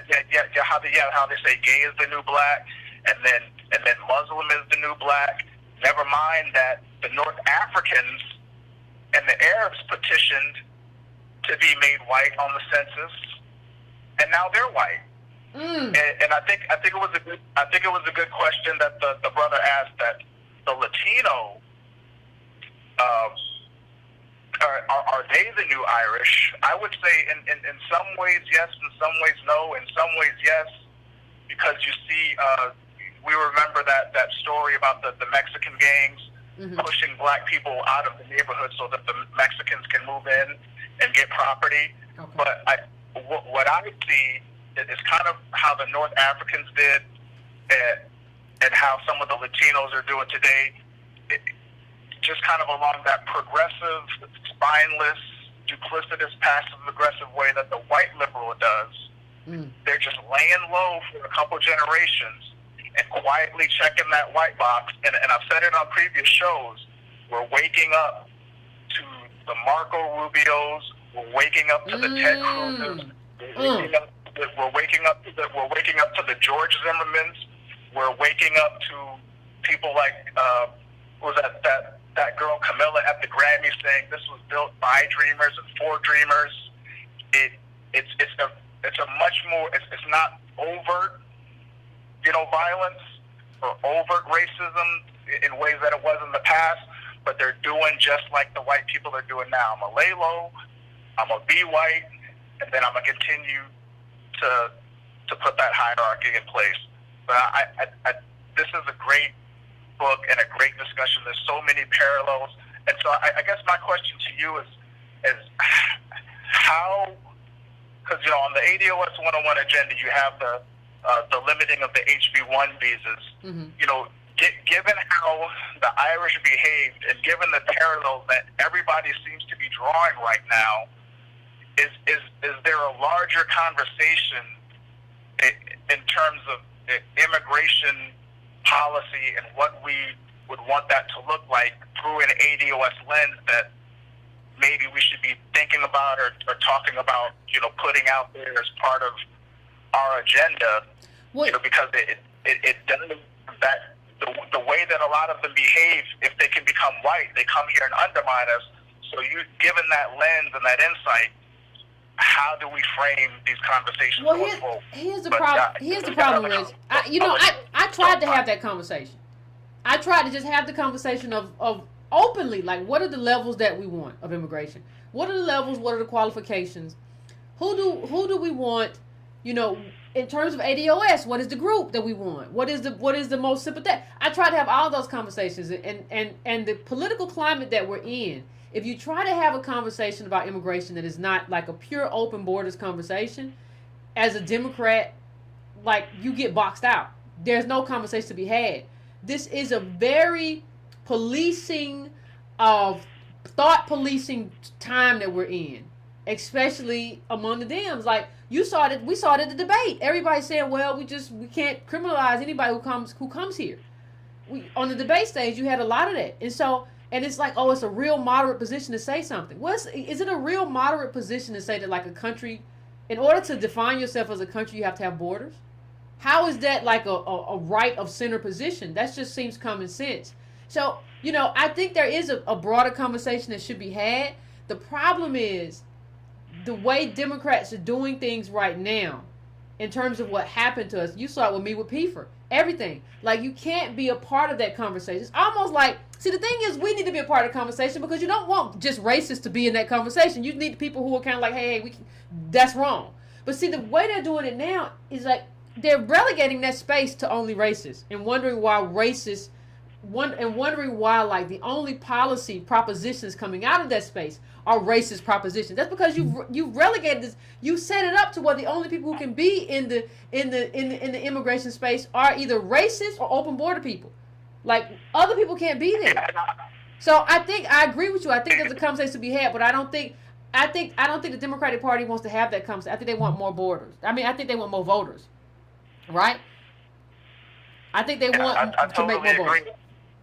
And I think, to your point, in terms of us not inserting ourselves in that conversation, that the immigration debate today, just as it was then, in terms of the Irish becoming white, and it is going over a lot of people's heads that immigration then and immigration today is an exercise in the expansion and maintenance of empire. I bring more whites in via the Irish, whether it's Germans, whether it's Italians, whoever. We kick them around for a while, but as long as you get in line with the hierarchy, you can become white. And again, we reference the Latinos. That's happening.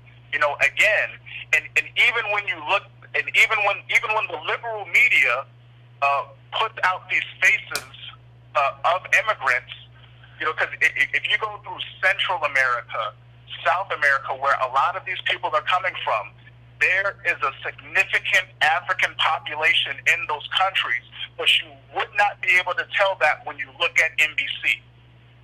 You see maybe the white Mexican, the white Honduran, the white El Salvadorian. You won't see the African there, even though there's a significant African population. Brazil has the highest African population outside of Africa. And there are even some refugees who are coming through the Mexican border.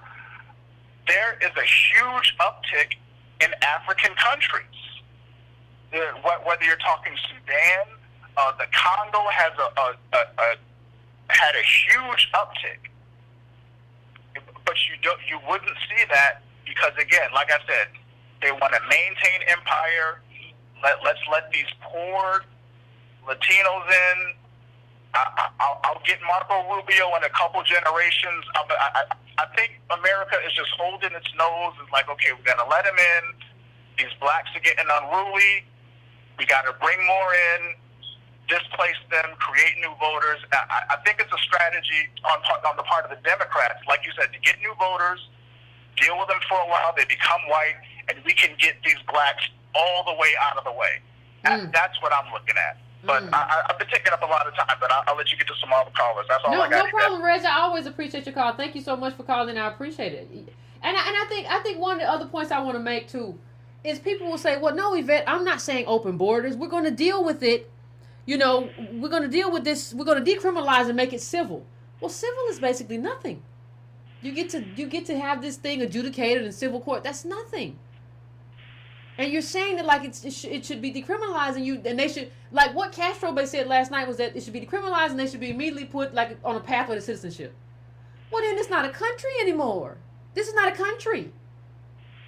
Like, and especially not a country for us because we never got to eat the fruit of America.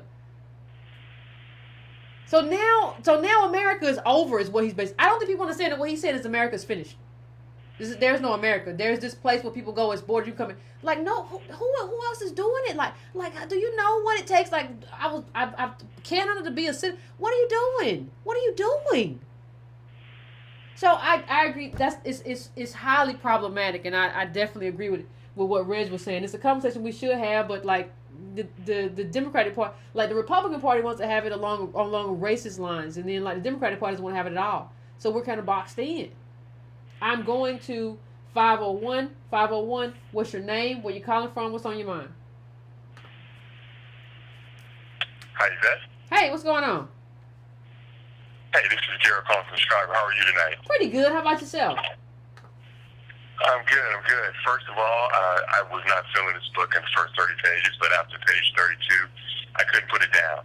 So I think this book actually validates what you and Tone have been talking about in terms of acquiring information, understanding it, disseminating it, and then most importantly, advocating or coming up with policies to advocate for issues that affect us as a collective. So to that end, I just want to go over 3 quick points. On page 31, talking about O'Connell, he said he aims not to overthrow existing power, but to cajole it by skillfully combining loyalty and pressure. And this is his way of fighting on behalf of Ireland for freedom, but at the same time trying to coexist with the English government. And I think it validates or it supports the point you're always making, that politics is not only a blood sport, but it's a strategic sport and a nuanced sport, and you have to do many things at once to get done what you want to get done. Mm-hmm. And then moving on to page 188, I thought this was really constructive too. The opposition to naturalized citizens is, in fact, not that they do not understand the genius of our government, but that they do understand it. Not that they do not adhere to it, but that they do adhere to it. It's not their ignorance of the real nature of our institutions, but their intelligence of them that constitute their disqualification in the eyes of the natives. So this kind of stresses another point you always talk about. You have to be involved with politics to get a seat at the table. So this book was incredible. I mean, it's just incredible. And then the last one is on page 191, and it's kind of the last 3/4 of the quote. The Irish hate the Negroes not merely because they compete with them in labor, but because they are near to them in social rank. Therefore, the Irish favor slavery in the South, and for the same reason, the laboring class of whites support it. It gratifies their pride by the existence of a class below them. The Democrats have industriously represented that the Republicans intend to emancipate the Negroes and make them the equals of the whites. Also, that when the slaves are free, there will be a great immigration of them to the north, to the injury of the white working men. The Irish are all Democrats and implicitly believe and obey their leaders. And the reason why I think that's so instructive is that we see this is the true DNA of the Democratic Party. And this is a party we've supported without fail for over 60 years. And it's well, you know, time. Well, I'm just saying, I agree with you over 60 years, but I agree with you. But you remember this Democratic Party, you know, the whole thing was different, whatever. But go on, because Frederick Douglass was Republican during that time. A whole lot of stuff happened. But go on, fam. I'm sorry.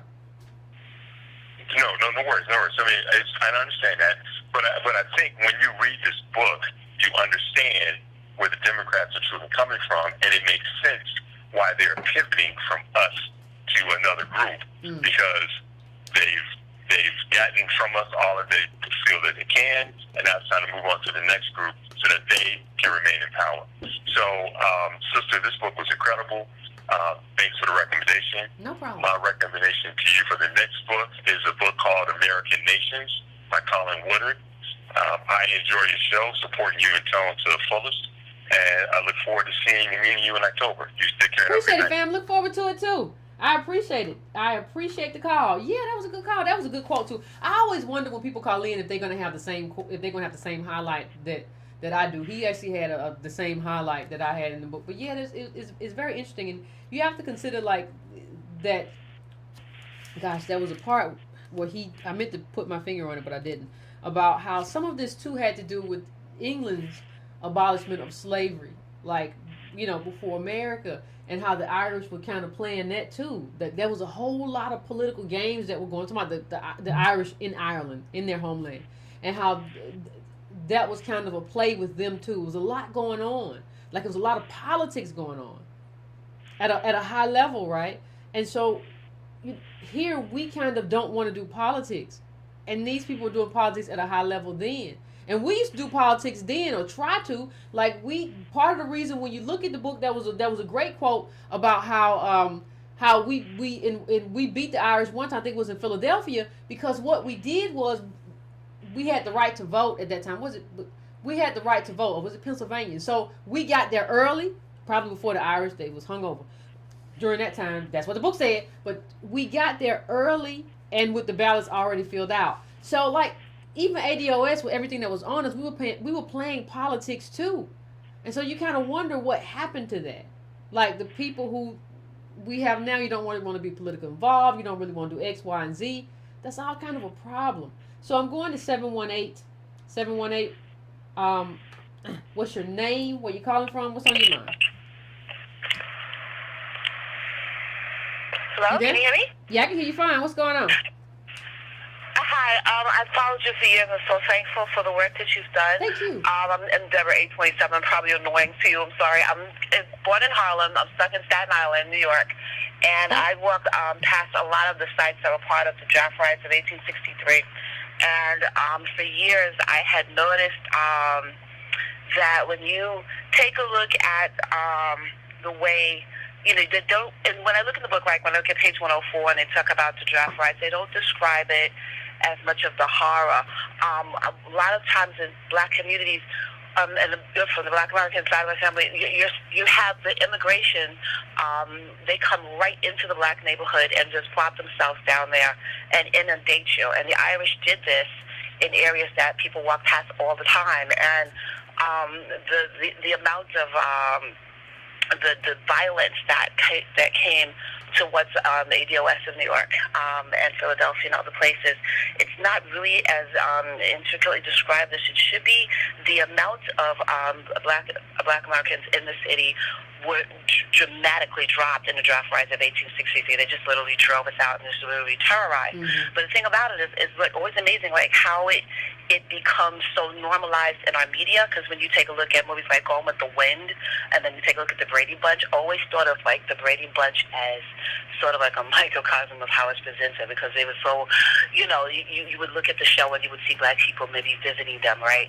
And so here's Mike Brady, he's an architect, and at the time it always dawned on me that the housing covenants that were everywhere, 100% of those housing covenants were anti-black.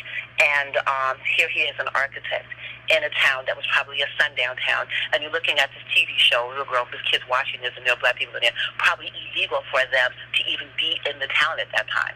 And it's just always dawned on me. But I literally, walk past 23rd Street and 27th Street and 7th Avenue, mm-hmm. and on a regular basis in Manhattan, and that's where FIT, Fashion Institute of Technology, stands now. But at the time, during July of 1863, Ibrahim Alexander was dragged out of his mother's home, his house. There's no longer property owned by us, and property is always being stolen, literally dragged out by his genitals and lynched. And then when he was dead, here comes the gangs of New York, the municipal and metropolitan police gangs. They come, they cut him down, they put him in his mother's house, and then the crowd comes back after they leave and string his dead body up, rip him to shreds, and throw his body to the crowd. And it's just mind-boggling how we don't know this intensively. We don't talk about this, and the parties that we do support, the Democratic Party, wholeheartedly, nobody does it. I remember years ago talking to a lot of the people that are in the Black Caucus now, like, are you not paying attention to what black people are going through, what in particular black Americans are going through on the job? I'm told, too, by Dominican Republicans, I'm Dominican, we're supposed to get black people fired. I've been told this. I've been told you're not going to be ever promoted here because you're not black Latin. You're not Latin. This is real, and nobody's paying attention. Nobody's really paying attention. And my mother is from the Bahamas. She's the one who taught me, because she also met Mr. Jim Crow, coming over here. But my father's side from South Carolina, they just don't talk. And I realized because it was so painful, it probably was even illegal for them to even leave South Carolina and come here. Okay? And another part of the violence with the draft riots in Philadelphia and other places, at least with New York City, was that in New York City and New York State, it was illegal to go back to Africa. And this is the thing that I get regularly on the Staten Island Ferry for the last year. You just mind your business. Some white person, probably Irish, a lot of them, come up to you and say, go back to Africa. And I'm like, but that was illegal. Studying what you're doing here is important. It's amazing. And I thank you so much, you and Antonio Moore and Sandy Darity. Bless you all. Thank you so much. Thank you so much. I'll leave you because I can't talk too much. All right, fam. I appreciate it. Thank you. Somebody in the chat said something that I just got to address because this is who I am. Somebody said something like, everybody goes to these weird solutions, like solutions that aren't solutions. Somebody said, well, and I'm not trying to be mean to you. I just saw it like while I was listening to the call, and out the corner of my eye, and I see somebody say, well, should we start our own party? Understand something. We can't even get 1,000 people to read this book. We can't even get like 1,000 people to like pick up the book, read it, and get engaged. How you gonna start a party? And let me tell you how I know. I can tell by the queue. Like the queue was full at the beginning. That's it. Like that. Those are the people who read the book. That's fine. But like you can't get here. You can't get to a point where you have a party without people who are engaging politics seriously. Politics requires a level of study. It requires a level of commitment. If you don't have that level of study and you don't have that level of commitment as a group, don't have to be 100%, but enough. If I can't get 1,000 people to read a book, how do you think we're going to start a party? Everybody wants the power, but nobody wants to do the work to get you to the power. That's a problem for us. That's a problem. You can't talk about it. If you can't read the book and you can't get your family, go around your family right now. Buy the book. You can buy it if you had the money. If you don't do it. But I'm just saying to say, I want you to read this book. Can you read this book? I want you to, we can have a conversation. See who reads the book. Then if you see who reads the book, just do it with your own family. And then you'll see why we can't have a party. We got some real people who don't want to be committed. Who don't want to be committed to a purpose or a cause or anything. They do not want to be committed. And if these people want to just sit around and watch TV and say, I'm going to make it, I'm going to be a millionaire tomorrow, whatever lie they're telling themselves, whatever illusion they're stuck in, delusion or whatever they're stuck in, if they're stuck in it, there's no way to move or maneuver. There has to be a groundswell for something big like that. And I've said it before, but I can look at my subscriber numbers. I can look at Antonio's subscriber numbers and tell that it's not there. We've done a lot with the few people that we do have, but it's not enough. It's not enough people. It's not enough commitment. It's not even enough commitment. Look at the number right now, 1,500 people watching. Just to show up and hear me talk. Like for normally it's like 2,300, right? So think about it. We lost 800 people because they don't want to read. Or they don't want to hear about reading. You got to start thinking about what that means, about how this goes. And how we become limited by our own group. And what they feel is necessary and unnecessary. Well, I'll listen. But I ain't in for reading the book. Well then, we're not going to do nothing. 248, I'm coming to you. 248. What's your name? Where you calling from? And what's going on? What's on your mind? Hey, Yvette, this is Jared from Farmington, Michigan. How you doing? Pretty good. How about you? I'm pretty good. I was just listening to what you were just saying. I was like, go ahead and speak on it. Go ahead and clear the air for me. Yeah. Everybody want to talk tough. Go ahead. Right. I'm in chapter 5 on page 147. I ain't got nothing elaborate to say, so I'll make this real short, sweet, to the point. But this one was a point that stood out to me. Page 147 toward the middle. Okay. This was one of the cities, the communities, I guess they're so-called answer to the riots, because, you know, there's a lot of riots going on in Philadelphia.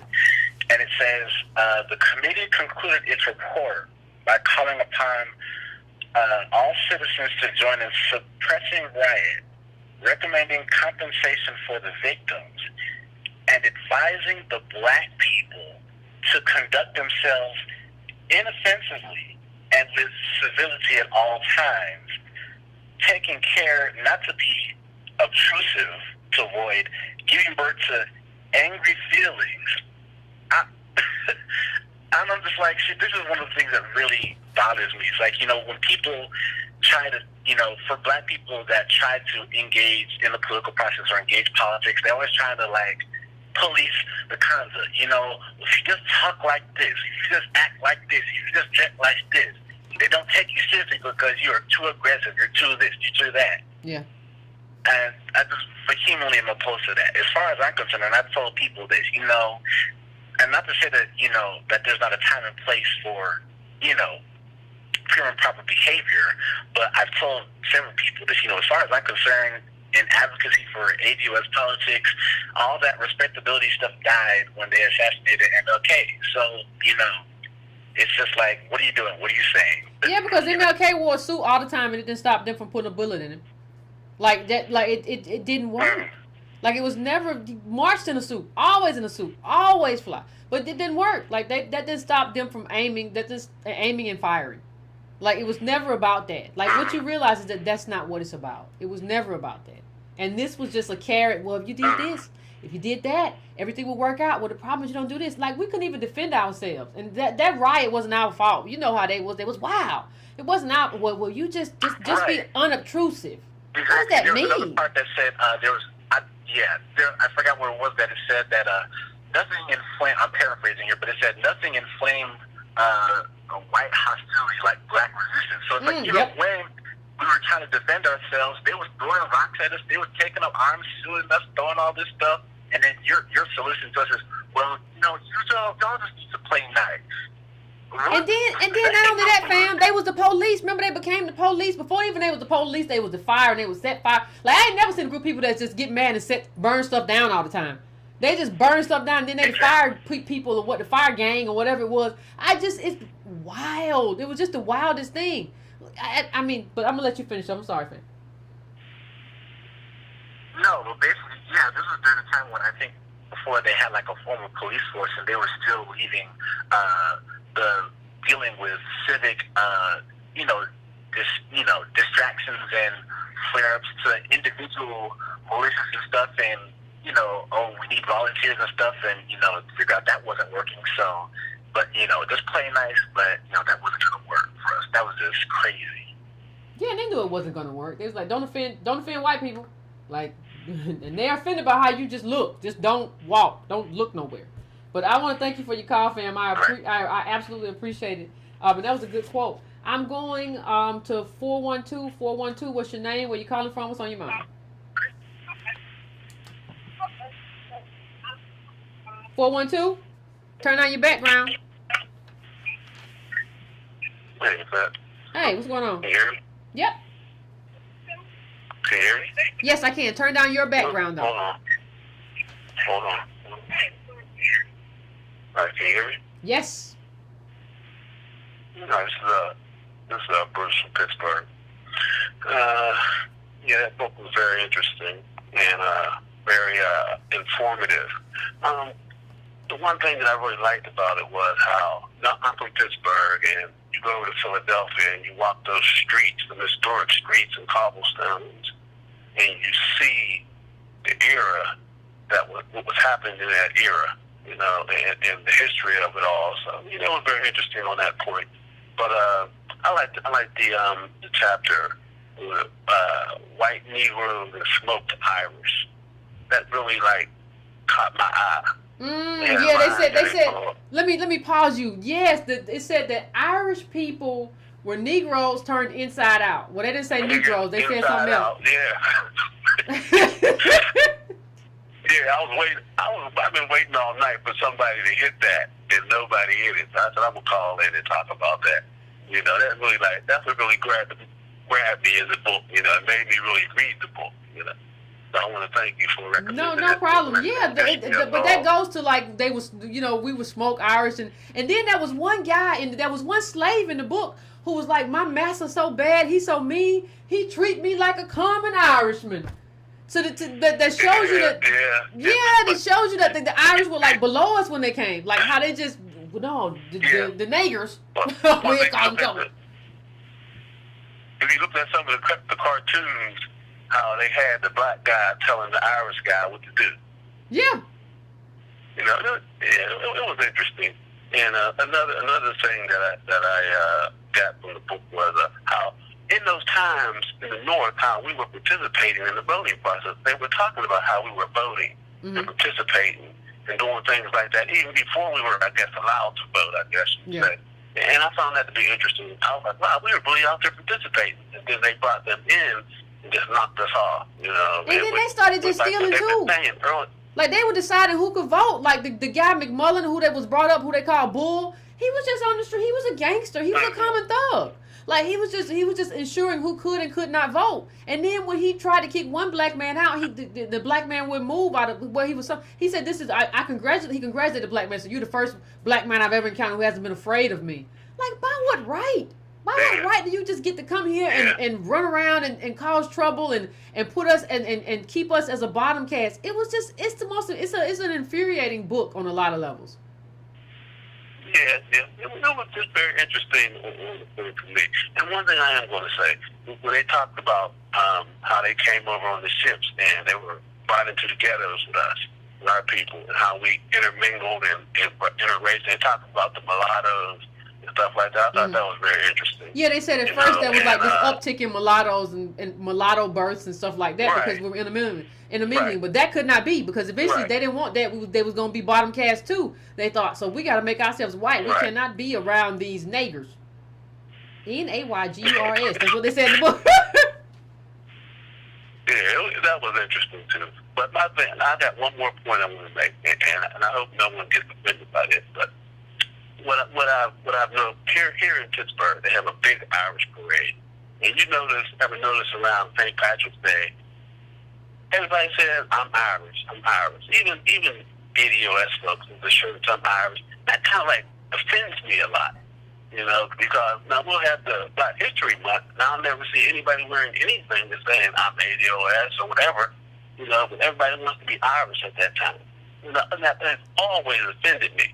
I think by reading this book, I think I see why. They just want to get drunk. Like, I think on St. Patrick's, they just all want to get drunk. Like, and the thing is, but I think you are right in terms of how it's celebrated.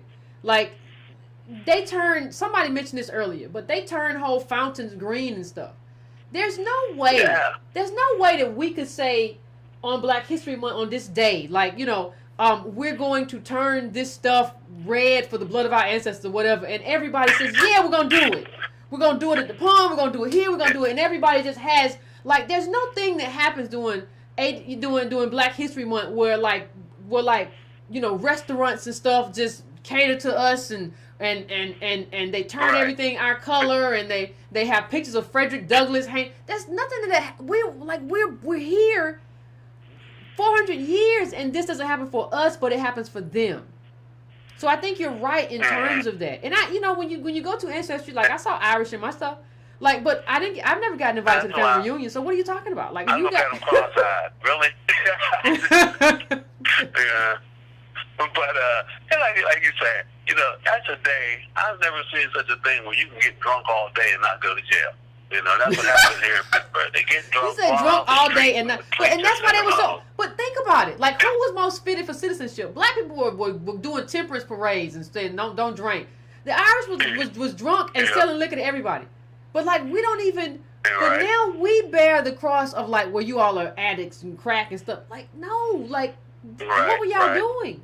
Like you said, you get drunk all day and not go to jail. You just like when the guy McMullen, his meeting place was like a saloon. Like, you can't even build a place away. Like, I forget what he was doing, what that was for at the time, because he did so much stuff. But it was at a saloon. Like, you can't pull your way from alcohol for a little while. Like, you can't do that for like a minute. Like, where you meet at, it's got to be this is what we're gonna do. And one of the Irish said, I came here to be free. And being free means free to drink. What the hell are you doing? You're getting drunk all day. What are you doing? That's why y'all was fighting so much. That liquid courage was on you. Drunk. But it was a good book, Yvette. I'm glad you recommended it, and I'm glad I took the time out to read it. Thank you. I appreciate it. Just thank you for all you do, and hey, shout out to the Pittsburgh family. All right, thank you. Appreciate it, fam. Appreciate it. Thank you. I'm going to go to my last call now. It's probably the last call, and I'm going to 312. 312. What is your name? Where you calling from? Yeah, Jamal Rashid from Chicago. What's going on in Chicago?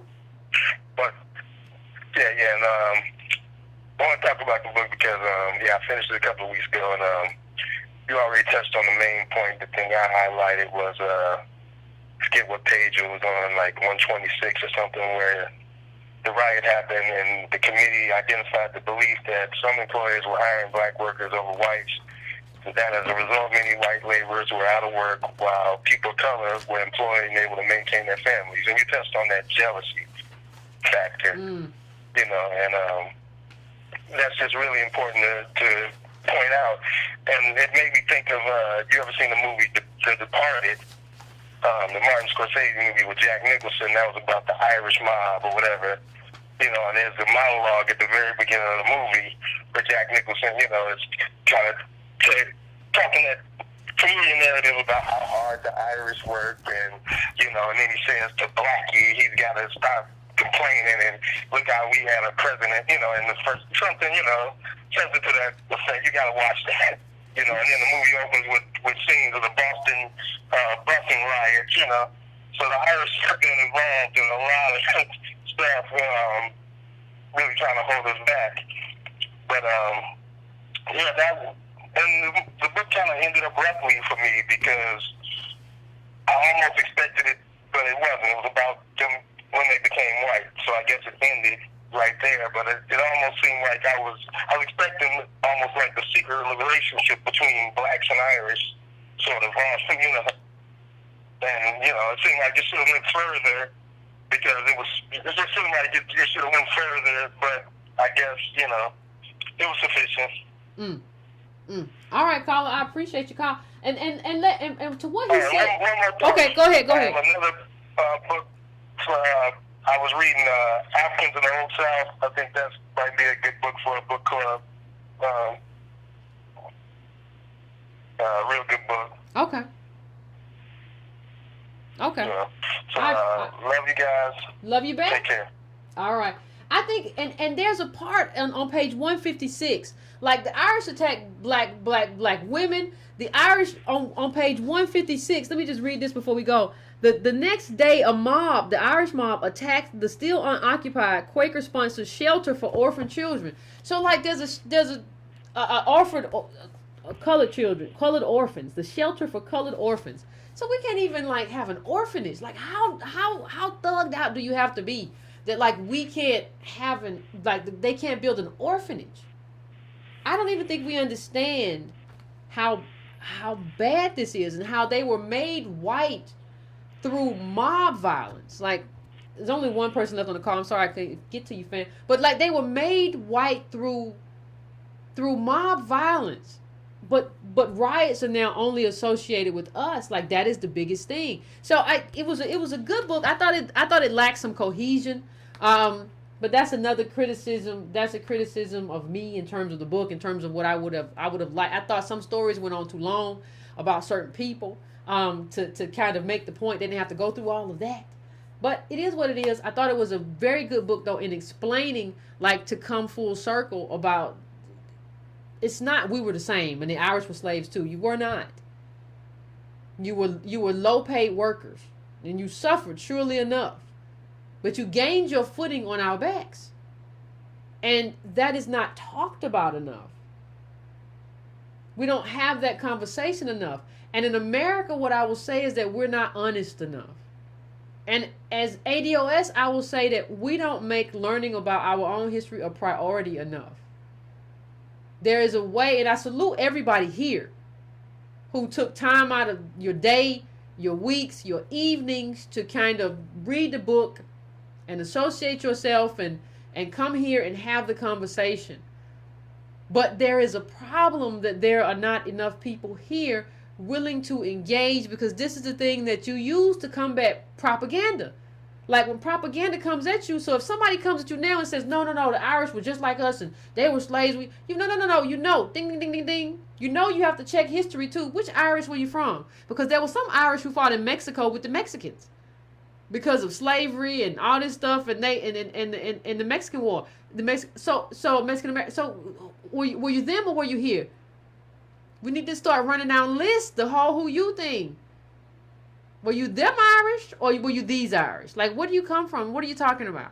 And how are you saying that we're the same? Did your people ever feel the lash of the whip in this country as a slave on a plantation? See, we don't want to do that. We don't want to know. So we want all the benefits that come with knowing and building a movement based on that knowing. But not enough of us want to know and do the work of knowing. And that's why it's limited. That's why people say, where does it go from here? Where ADOS goes from here depends on the work that people are willing to put in. It can't be just the people in the chat right now and the people on Twitter who are very active in terms of ADOS and the hashtag and lineage matters and reparations, who are very active. It can't be just us. Everybody wants to just sit around and wait for us to succeed. What they're going to do so they can run up and eat the reparations. No, you got to get involved. And getting involved isn't just the sexy stuff that you want to just, well, I'm gonna start a party. I'm going to do this. I'm going to do that. No. That's the work. Your political foundation and education that leads the way to what we want, that's the work. You got to be willing to do the work. The people who are in the chat right now are doing the work. But the chat is down like 1,000 people because those people opted out from the work. It is what it is. I love everybody. But everybody got to start showing up. And you got to show up all the time. We give a month ahead of time, and I'll announce the next book soon. But we give a month ahead of time for the books. There's no reason why you couldn't read it. There's no reason if you didn't read it why you couldn't show up and say, I couldn't read, I couldn't afford the book or whatever. Maybe you couldn't afford the book. I know times it's tight, but I'm gonna learn about it. I'm gonna listen to people who read the book, and I'm gonna figure some stuff out. I don't know if we're not willing to en masse build a political foundation. Real hard to build a party. Let me tell you something. If you do build a party without a political foundation, you're gonna have a real rough time. Because it's easy to manipulate those people because they don't know enough. So you'll form a party with a bunch of people who don't know anything who end up easily manipulated.